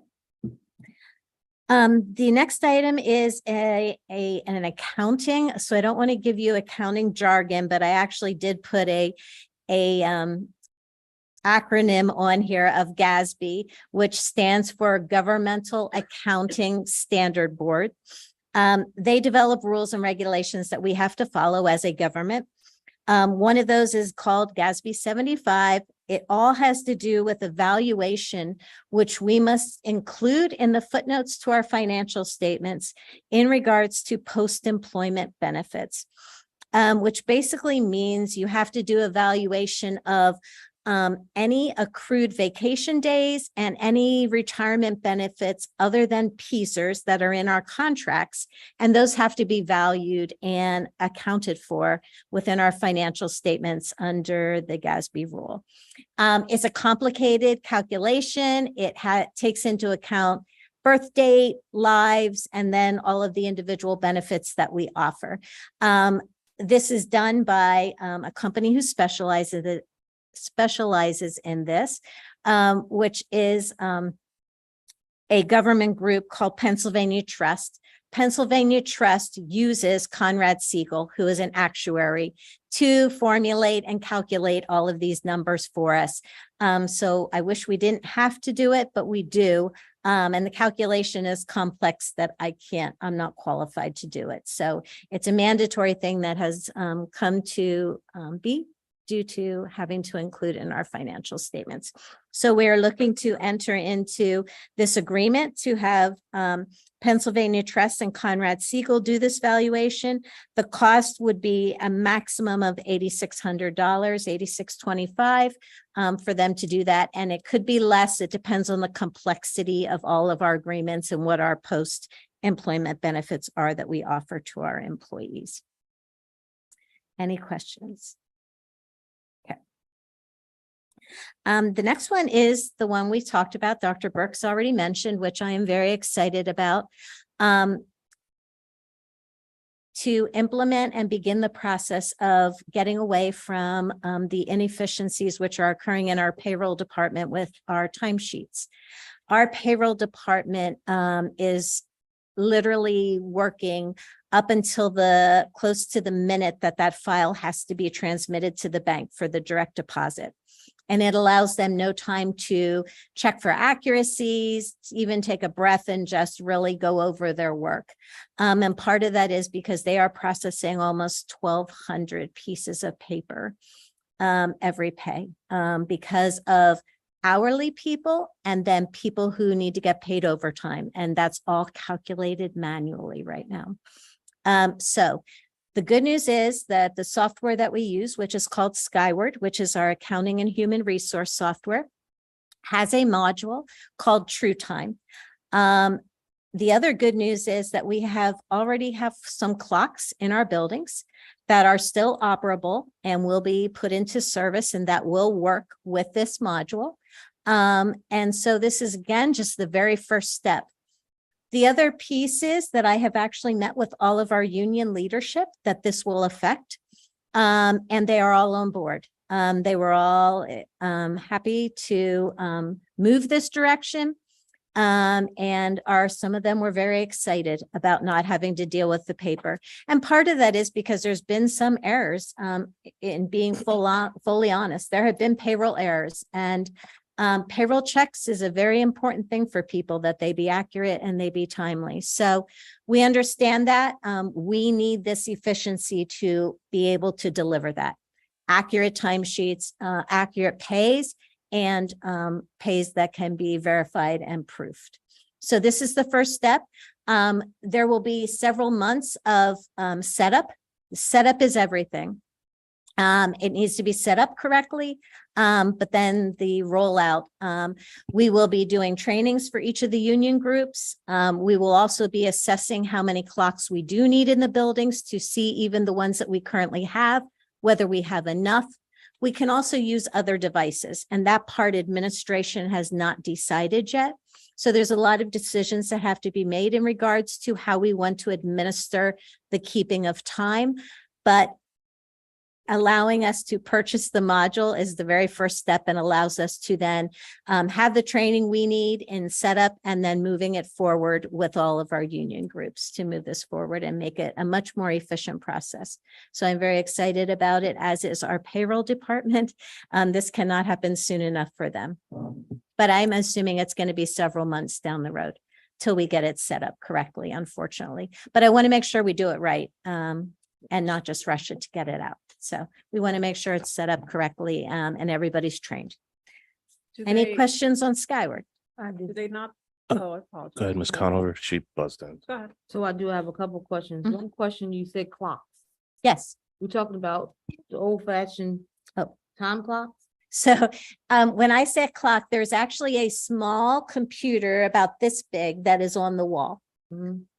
The use of that computer can be one of several ways. Right now, it has a thing for your ID badge. That's right. Unfortunately, I do not think our ID badges have a reader on it right now. So we have to look at, can we add a sticker to the back of that ID badge that would be able to be readable? I don't know that because I'm not in IT. That's one of the questions with setup. You can also purchase what is a small computer device, ones that have you just lay your finger on and it recognizes the swirls in your fingers. It's not really a fingerprint, just recognizes the look of your finger.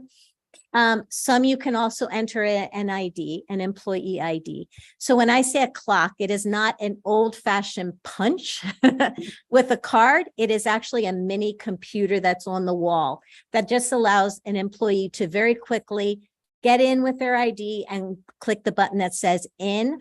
And then they would do the same for lunch, in and out, and then out for the final day. What I know of Skyward, many years ago, they used to sign in, like say if you were a teacher and you were in a classroom, when you come in, you would actually sign in from that computer. They don't do that anymore. So teachers, my understanding is we're not signing in on Skyward. Maybe Sapphire, I don't know. I'm not aware that teachers were ever using Skyward to clock in the mornings. But again, my history here is only a month. Here, I'm just saying that from experience, I think LCTI at one time was using Skyward, where you had to sign in, I think. So right now, our goal is to work on the hourly employees who are turning in timesheets. We will during next summer, when our teachers are working supplemental pay. That was my next question, by the way. We will be, well then, good, you can answer it. Supplemental pay, we will be asking them to use the clocks or computers to record their time, so there is no more paper. So it's just gonna be the hourly employees that's going to be transitioning to time to payroll. So the other people are still gonna be. So the professionals are paid salaried, so we do not need to know their hours because it's contractual. They all work the exact same hours and they're paid a salary. So their salary just gets divided by 24. And they're all paid on the 1st of the month and the 15th of the month for the professionals, for So the I teachers. understand that part. But I'm saying, okay, so how are we tracking if they're in or not? And those sick days, that FMLA, all this other stuff that we talk about during the course of the year, that has to be tracked. You are right. And I've said that, and I expect that to be researched because it creates greater efficiencies and we don't know who's at work and who's not at work. Well, I'm And telling we get you, into that. So I want to share this with you because I could be a little bit wrong with the name, but I'm almost sure it's Skyward. Well, they could do it. Because I was in the position, I think it was LCTI, When you're substitute? when I was substituting, and I had to, and it's in the teachers, it wasn't just me. You had to sign in on a computer.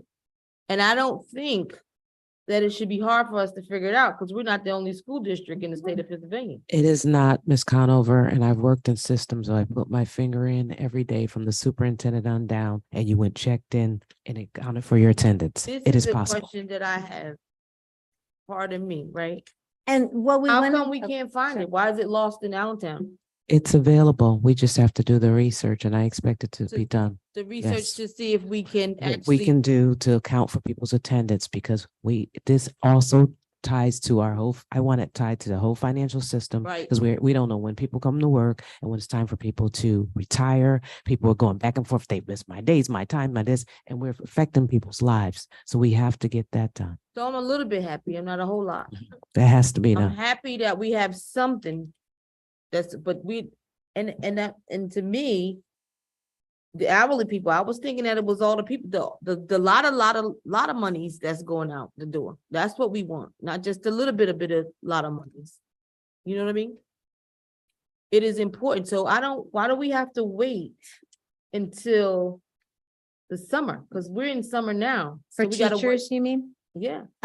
Just because the process of getting all of our hourly employees set up within Skyward is going to be a very big task.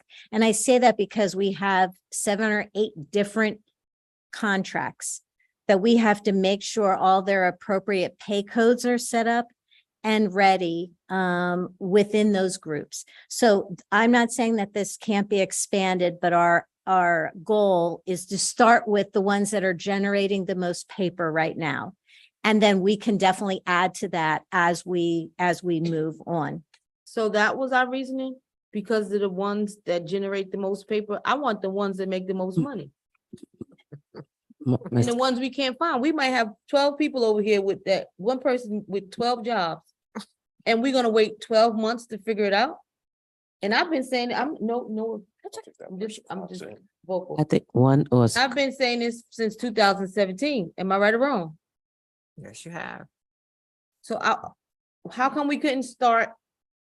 Well, I think you kind of like answered it, but yes, just, they explained to, I asked the same questions and it became different people get paid different times and this, that, different codes, all of the stuff that she said. But I agree, we have to account for attendance purposes. And I know it gets into broader conversations with the collective bargaining units, because then are you tracking our time? I've been through this already. And so it's not really about whether you check out, it's whether you check in. So make sure we account for your attendance. So, and we will work on that. You And know, it's not difficult. Dr. Burke, Mhm. but I will say, we have to pay people. I would rather somebody come before this board and say, you know what? I would like the board's approval to have such and such outside place, do what they need to do to make sure that this money's not going out the window, and we'll have it done within the next 5 to 6 months. I would rather pay for that than to have money going out the door.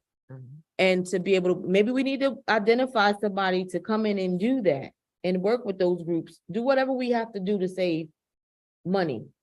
Because if people are getting away with, and we're not we need to figure out where the money's going. And then that goes to equity too. We start with the smaller people on the total pool. Right. You know what I mean? People come before us and they talk about salaries. And now, okay, now this is what you get. You got to push, but what about the other people? Yeah, well, we're not with them yet because they are a protected group. Correct.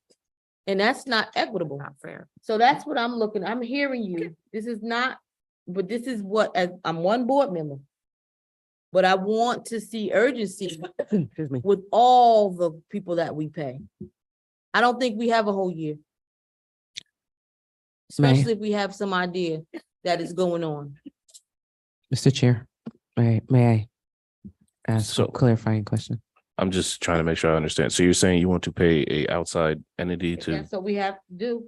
Consultant. Mhm. Expedite this. Yeah. Enter people into the system quicker. Find all the money. So, Not confused on this one. so for clarity, is it as the board directing us to research and come back with recommendations as to how we can expedite this process, getting some external capacity to get this done? Yes. how long, Motion Are we following the rules? Yeah. well, how long would that take? How long would it take for them to look into Find this someone? issue? Yeah, I come back. don't know the answer to that. No, I was asking. Ms. Richards, Um, approximately 2 weeks, a month, quantify it for us, please. I'm drawing a blank as to where I would even go to find a company. And it's one of the reasons, one of the group asked me that, why do we even process payroll in-house? It was a valid question. Why are we not using an ADP, an outsource? And the reason is because school payroll is more complex than any corporation in this whole United States. The PSERS, the retirement system, the rules around that There's rules with everything in education in regards to leaves, and the individual different pays, the number of days, the way people are paid. It is completely different. And so no outside company is familiar or comfortable processing school payroll. So I don't, just to be clear, I don't know if you understood what I was saying. That question that was posed to you about outside persons Right, doing to help. payroll, I get that part, but I wasn't asking for that. Right. I was asking for a way for us to create urgency to address finding out how we can set that up. I don't want more money to continue to go out. I don't know that we have a whole year. And to answer that, the issue becomes knowledge in school payroll, because as I mentioned before, the setup is the most critical. Like any system, if it's not set up correctly, it won't operate correctly. And that's not what we want. So the specialization is what becomes so difficult in how do I find somebody who would understand all of the different pay codes and why we even have different pay codes for the same people, right? Because we have paras who work in different areas, get coded differently because it gets charged on our accounting on the backside differently. There's so many different rules and regulations. So my struggle is not with your ask. My struggle is knowing that in order to set it up properly, you have to have the expertise to make sure it's done correctly. And So- that's where I'm not sure where I would go. So if we took the year, Mhm. right?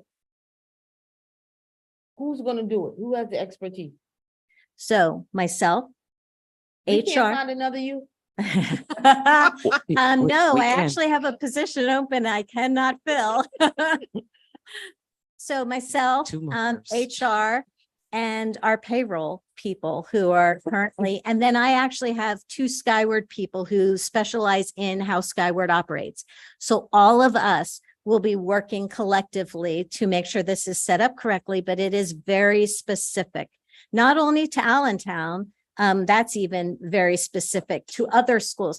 The good news is I've used this system at two of my previous schools. So I'm very familiar with Skyward and True Time and this module. It's implemented so I've used it.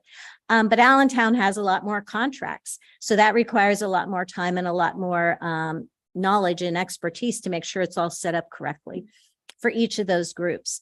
But no, I'm being strict. I'm being honest with you because again, if we could roll this out faster and have it done accurately, I'm all for it. I don't know how, let me think about that a little to. bit, but You have to. I think she's And I saying, appreciate what you're saying to me, so I'm not. I think she's saying if you want it done faster, you want it done right, is what it kind of sounds like to me. No, that's not what she's saying. She's Because- saying that she can't create another her and them. She said, and she's familiar with it. And because she's familiar with it, pretty much, I'm getting ready to say my words now, that she would rather do it. Because she doesn't know, she's drawing a blank. She can't find anybody. She can't find her. She don't know where she would even start. That's what she's saying. Well, she's saying there's her HR and a few others as Yeah, well. So it's you're not right. just her. That's what you're saying, am I right? Yeah, it's not just her. Yes, it is. it's a So team. I'm gonna refer back to Dr. Burks. I'd like to come back to the board in September at the next finance committee meeting after we've done some research and see if we can get some additional capacity with an update. And we'll say at this point, this is where we are, and then come up with a plan. But in the Instead of meantime, do we move this? item? I would still want to move this forward to get it started. Yes. How can we say no? If we're looking for money, but again, we need to create urgency in that space and place as well. Any other I have a discussion? question and a comment. I know like 20 minutes ago, I had a question no, that's fine. Which sort of along the same lines with, you mentioned a time clock. Does Skyward not have the option to have hourly employees log in on the computer? Yes. There are multiple ways to log in. You can actually log in using an app on your phone. What the administration has to determine is which ways they are most comfortable with, ensuring that people who might be using it are actually on site and not logging in at their house. So there's different ramifications to using different devices, but there are also IP addresses and very specific technology things that would allow us to lock down the area that we would allow them to log in, even if they were using their personal cell phone. So there are other options. We just haven't vetted those yet as a group, as an administrative group, as to what we want that to look like. And I mean, I do realize, trust me, I realize how large the district is, and I get all of that, but isn't that each manager's job to know if their employees are there or not? Definitely, but some of these people, like our paras, are across the building. Tom So they're in a mentioned different- earlier, Mhm. right? He's got maintenance guys who are outside working On the on our field? Okay. and custodians. They're all over the place. So yes, it's much easier for me. I absolutely would know on a daily basis whether my staff was there or not there. Some other areas, not as easy. got But you, yes, yeah. I agree with Yeah. you. But it's the semantics of where they might be working and how difficult that might be. So some areas very easy to do, other areas not so much. Not so much. I got you. Yeah. I got you. And then I just want to make a comment as it relates to finding a quicker way. I just want to make sure that we're not, and just like you said, Ms. Conover, this is my opinion. I'm just one board member. I don't want us to go spending more money on a consultant or otherwise on things that we can do. And I know that you have an open position. I don't think from my perspective, I don't think that this is something that needs to be done yesterday, but I would appreciate for Dr. Burks and the administration to get more information, but I don't know that going and spending money on a consultant or somebody else to find another way is the solution. That's my opinion. So, and I received that, but I'm saying if we have millions of dollars going out the door because we don't have something in place, and it's gonna cost us $80-some thousand to get somebody in here to fix it, it makes more sense to fix it. And that's where I'm at, because at this Now, is point, that a fact? we that don't have? know. We don't know how much it is that could be going out the door. But we won't know until we have something in place. Because maybe it's Yes. information I'm missing. Well- I'm unaware that. So ahead. also, it's about efficiencies and it's also about the climate and culture. Because it has when you don't get, if your check is not accurate or you thought you were getting paid on this pay cycle and now you have to wait a month, doesn't make people feel so valued and respected. Mm-hmm.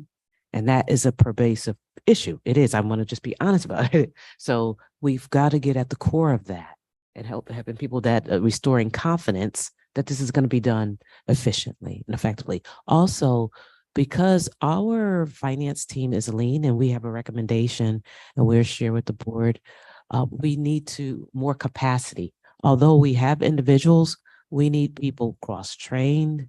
We need people who have expertise in certain areas in which our organization currently we do not have. So I was thinking of good people. We've had 2 previous well-skilled business managers previously that we can ask and enlist some of their support, and maybe others, Ms.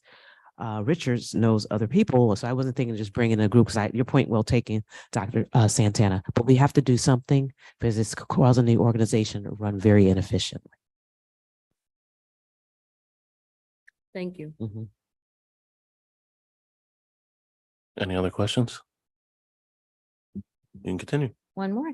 The last item is just a formality of recognizing all of the depositories that we use and the banks that we put our cash in, and just getting the approval to continue those for the 23-24 school year.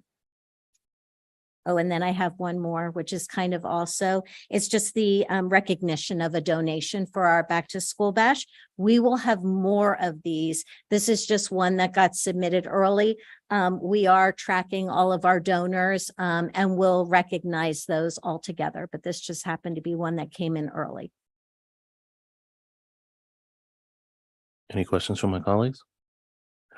Before you sit down, I know it's kind of off topic, but we were discussing how much it would be for, and this is kind of going into next year, for us to get our own bus system or Oh, anything like yes, that. Can I you forgot. let everyone know? Yes, so in talking about transportation, Mr. Palmer and I had a discussion today about it. He stated that there was some conversation around potentially trying to have our own transportation in-house. We have over 115 runs and somewhere between 115 and 120. Buses right now are priced around $80,000.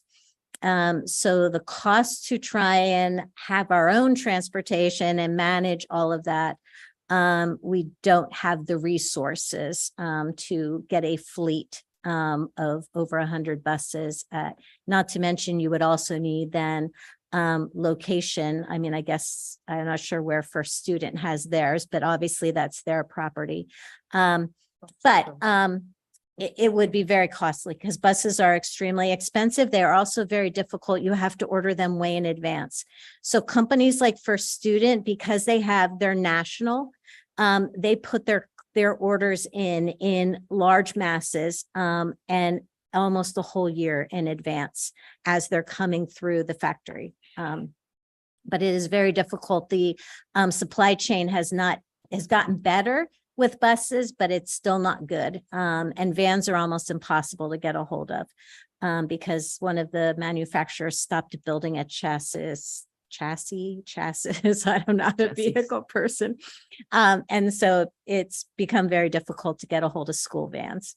But school buses are extremely expensive. We bought them some buses, didn't we? No, we bought We 65. bought them 64. We know how much they cost, because we bought them. But I didn't mean to. I'll take care of that. Mr. Palmer just asked me to bring it up. We'll take care of it. I'm sorry, I just Okay. had a, We just. What other agenda? Another item, I thought you were done. Yes. But before we move.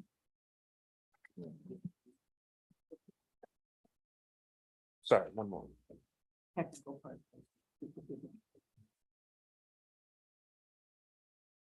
I'm doing this. Sorry.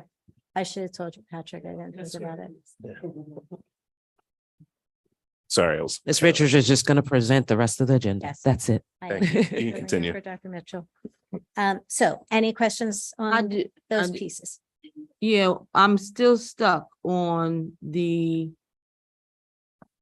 timesheet in the, because I wanted to know, because you asked, was the board giving you instructions to, and you made mention that maybe in September or something, we will have to, so let's talk about that, because this is not something that we can just pass by. We have to deal with that. We'd like, I guess, for clarity, to come back to the next finance committee of the whole with our findings. If we say we looked at 20 companies, we couldn't find one, or we're looking at this, or we need more time. We want to give the board an update. And as we move, because the point we're all taken about treating all groups the same and all that. So, and I am sensitive to that, and I want us to get into more efficiencies with attendance. And we want to know, I want to know, I guess I got to say right? I want to know what our options are, because still, to me, and I did hear you, and I do get it. But to me, 12 months sounds like a long time to be doing something that's really possibly wrong. You know, to know of a problem and not be able to correct it. And I know we can't do everything overnight, right? We have facility issues. But I just think, I want to know what our options are. So is it fair enough to say at after our next financial, that we report back in terms of what we can do to be able to work towards a resolve? It's okay with me. We'll come back and say what we found out, and if we need a little bit more time, we'll ask for some grace and keep looking. So, Thank you. Okay. thank you. And continue. The next couple items are technology related and renewals that we need to continue our operations. Most of them are some kind of support or security, but we'll walk through those. The first is the approval to renew the agreement with Lancaster Lebanon IU for Microsoft support. So these are our Microsoft platforms. That is at a cost of $135,300.85. So that is just a renewal for support that we have done in the past. Any questions on that one? The next is a contract with CDW. It is a 3-year agreement, and that is to upgrade our firewall. And our firewall is what protects us from information coming in that would be risky and pose a threat to our district and every aspect, our student data, our financial data, et cetera. So this contract is extremely important and our firewall is extremely important. It's a 3-year agreement, which we can and have done through the process of E-rate. So the initial cost is $519,000, but then we get an E-rate discount every year over those 3 years. So the net cost to the district is the $461,949.52 for 3 years. And it's broken out individually, payment each year. And then the next one is CrowdStrike detection and response system. This as well protects the district and our data from security breaches. This is a cost of $187,050 and is a 1-year approval of a system that will protect, again, the district and all of our data, which is extremely important. Most too, to give you an idea, we do have cyber insurance, but our insurance company is going to mandate some of these things actually be in place. Anymore, you don't have a whole lot of options. If you want insurance coverage, they mandate that you have these protections. So that is the last of the true technology. And then the very last item on the agenda is approval to purchase a wireless microphone system at for William Allen. Money to come out of the technology budget, $65,207. We have been told that there were new FCC rules and that this microphone system does not comply with whatever those rules are. So they need a new system. Any questions? Any questions? Okay. So do I have a motion to move forward items 9, 10, 11, 12, 13, 14, 15, 16, 17, and exclude 18 to the board meeting to be held on August 24th, 2023? Because 18 has to be approved tonight, right? No, we're not asking for any approval tonight. Oh, okay. So then Nope, they include can all go 18 as well. I forward. thought 18 said it needed to be approved tonight. I don't think so. Yeah, okay. I don't think Well, so. include 18 as well then, and move all those forward to the August 24th, 2023 meeting. The microphones. So move. Is there a second? Any discussion? All in favor, say aye. Aye. Aye. Any opposed? The ayes have it. So now, at this time, we're, thank you, Ms. Richards. At this time, we are taking public comments on non-agenda items. Ms. Pollock, do we have any? No. Okay. Is there any old business to come before the board? Any new business? I have a motion to adjourn. So moved. Is there a second? All in favor, say aye. Aye. Any opposed? Meeting's adjourned.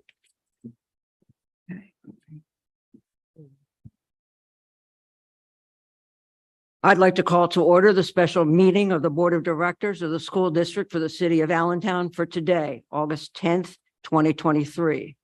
The board welcomes and invites public comment. As you know, you have heard the instructions tonight. If you choose to address the board, please fill out a comment card now and hand it to the board secretary, Ms. Pollock.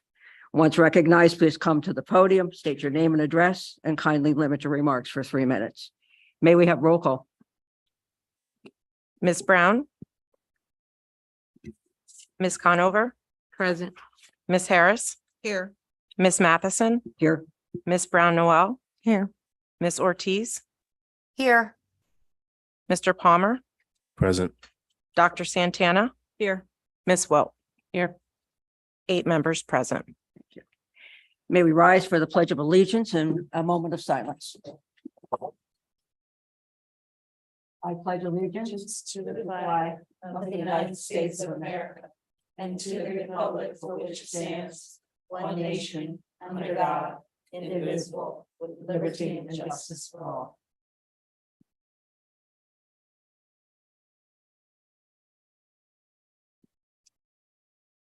Thank you.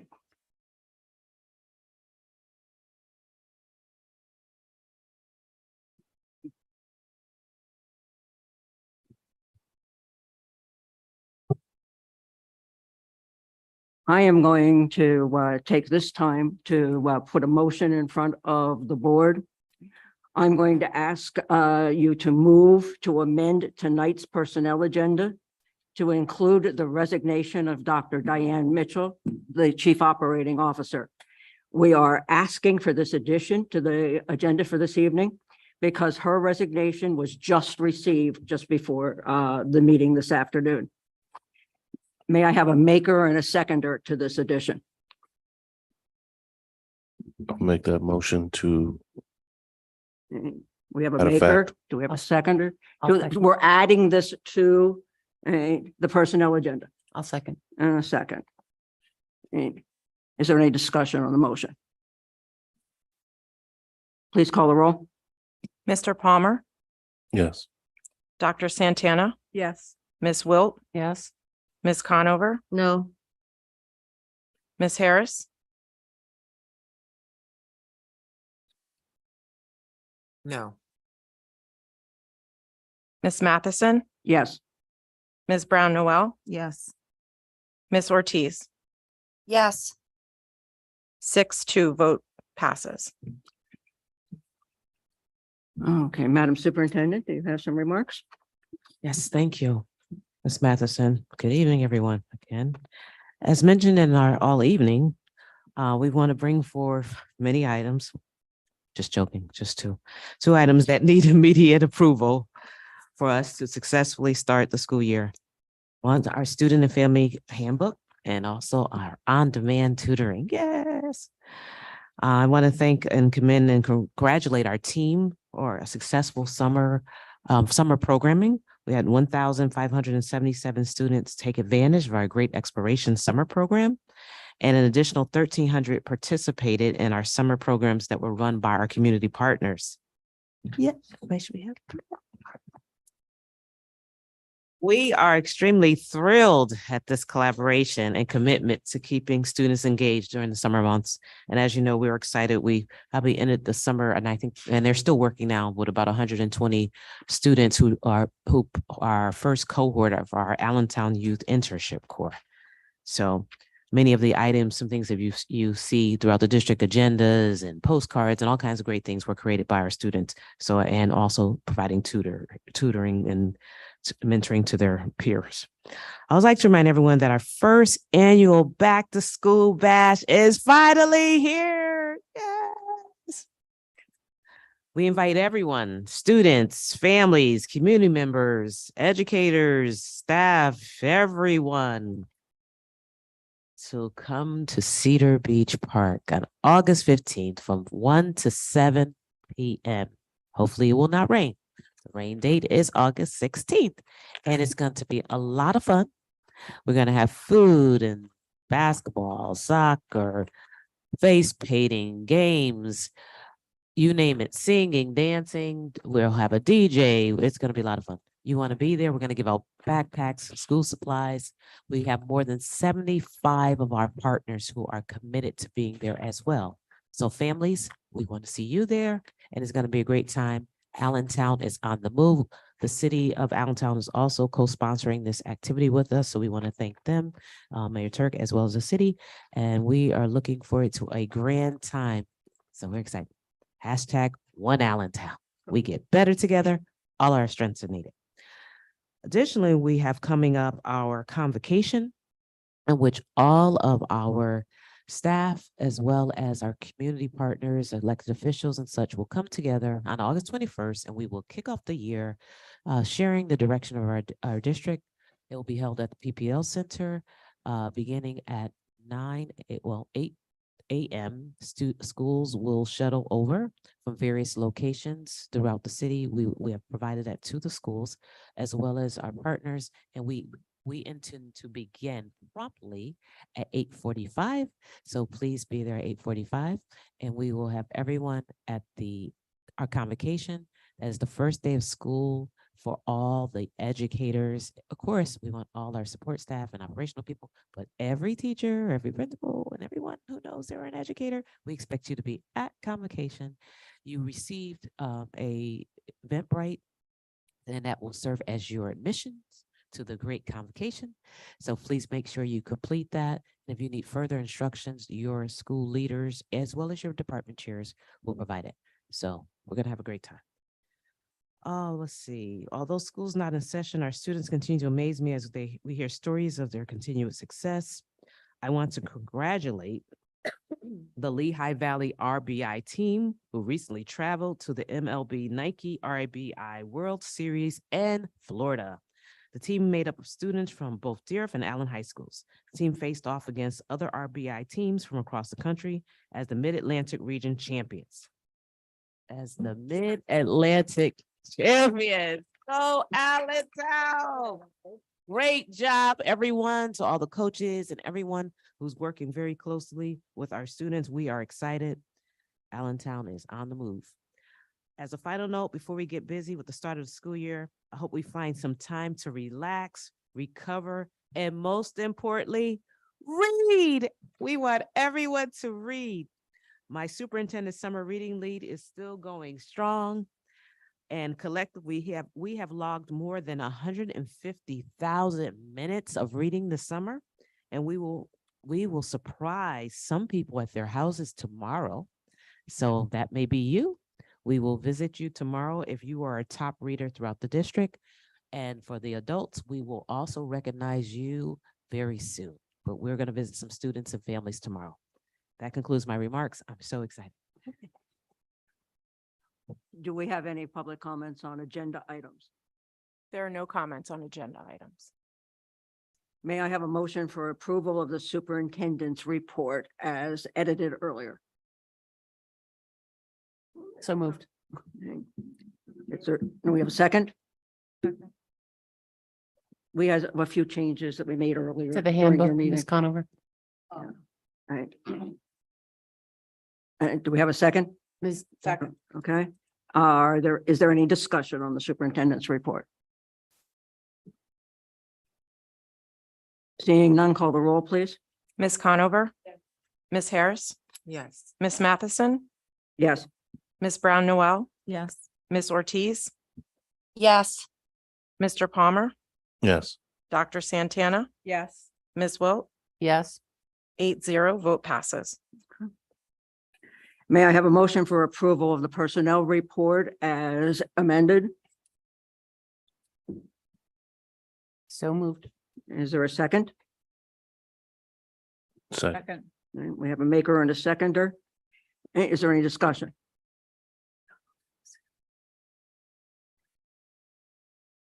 Please call the roll. Ms. Harris? No. Ms. Matheson? Yes. Ms. Brown Noel? Yes. Ms. Ortiz? Yes. Mr. Palmer? Yes. Dr. Santana? Yes. Ms. Wilt? Yes. Ms. Conover? No. 6-2, vote passes. Do we have any comment cards for non-agenda items? There are no comments for non-agenda items. Thank you. Is there any old business to come before us this evening? Is there any new business? May I please have a motion to adjourn? Oh, I'm sorry, what? I just want to, I'm sorry, I just want to make sure I say to the public, on the 21st, the district offices will not be open from 8:30 until 11:30 through the convocation. So we want to make sure we share that. So if you could hold, if you have items, because all staff will be at convocation. I just want to say that so people will know that we won't be available during that time. Thanks. All in favor of adjournment? Aye. Anybody opposed? Thank you very much.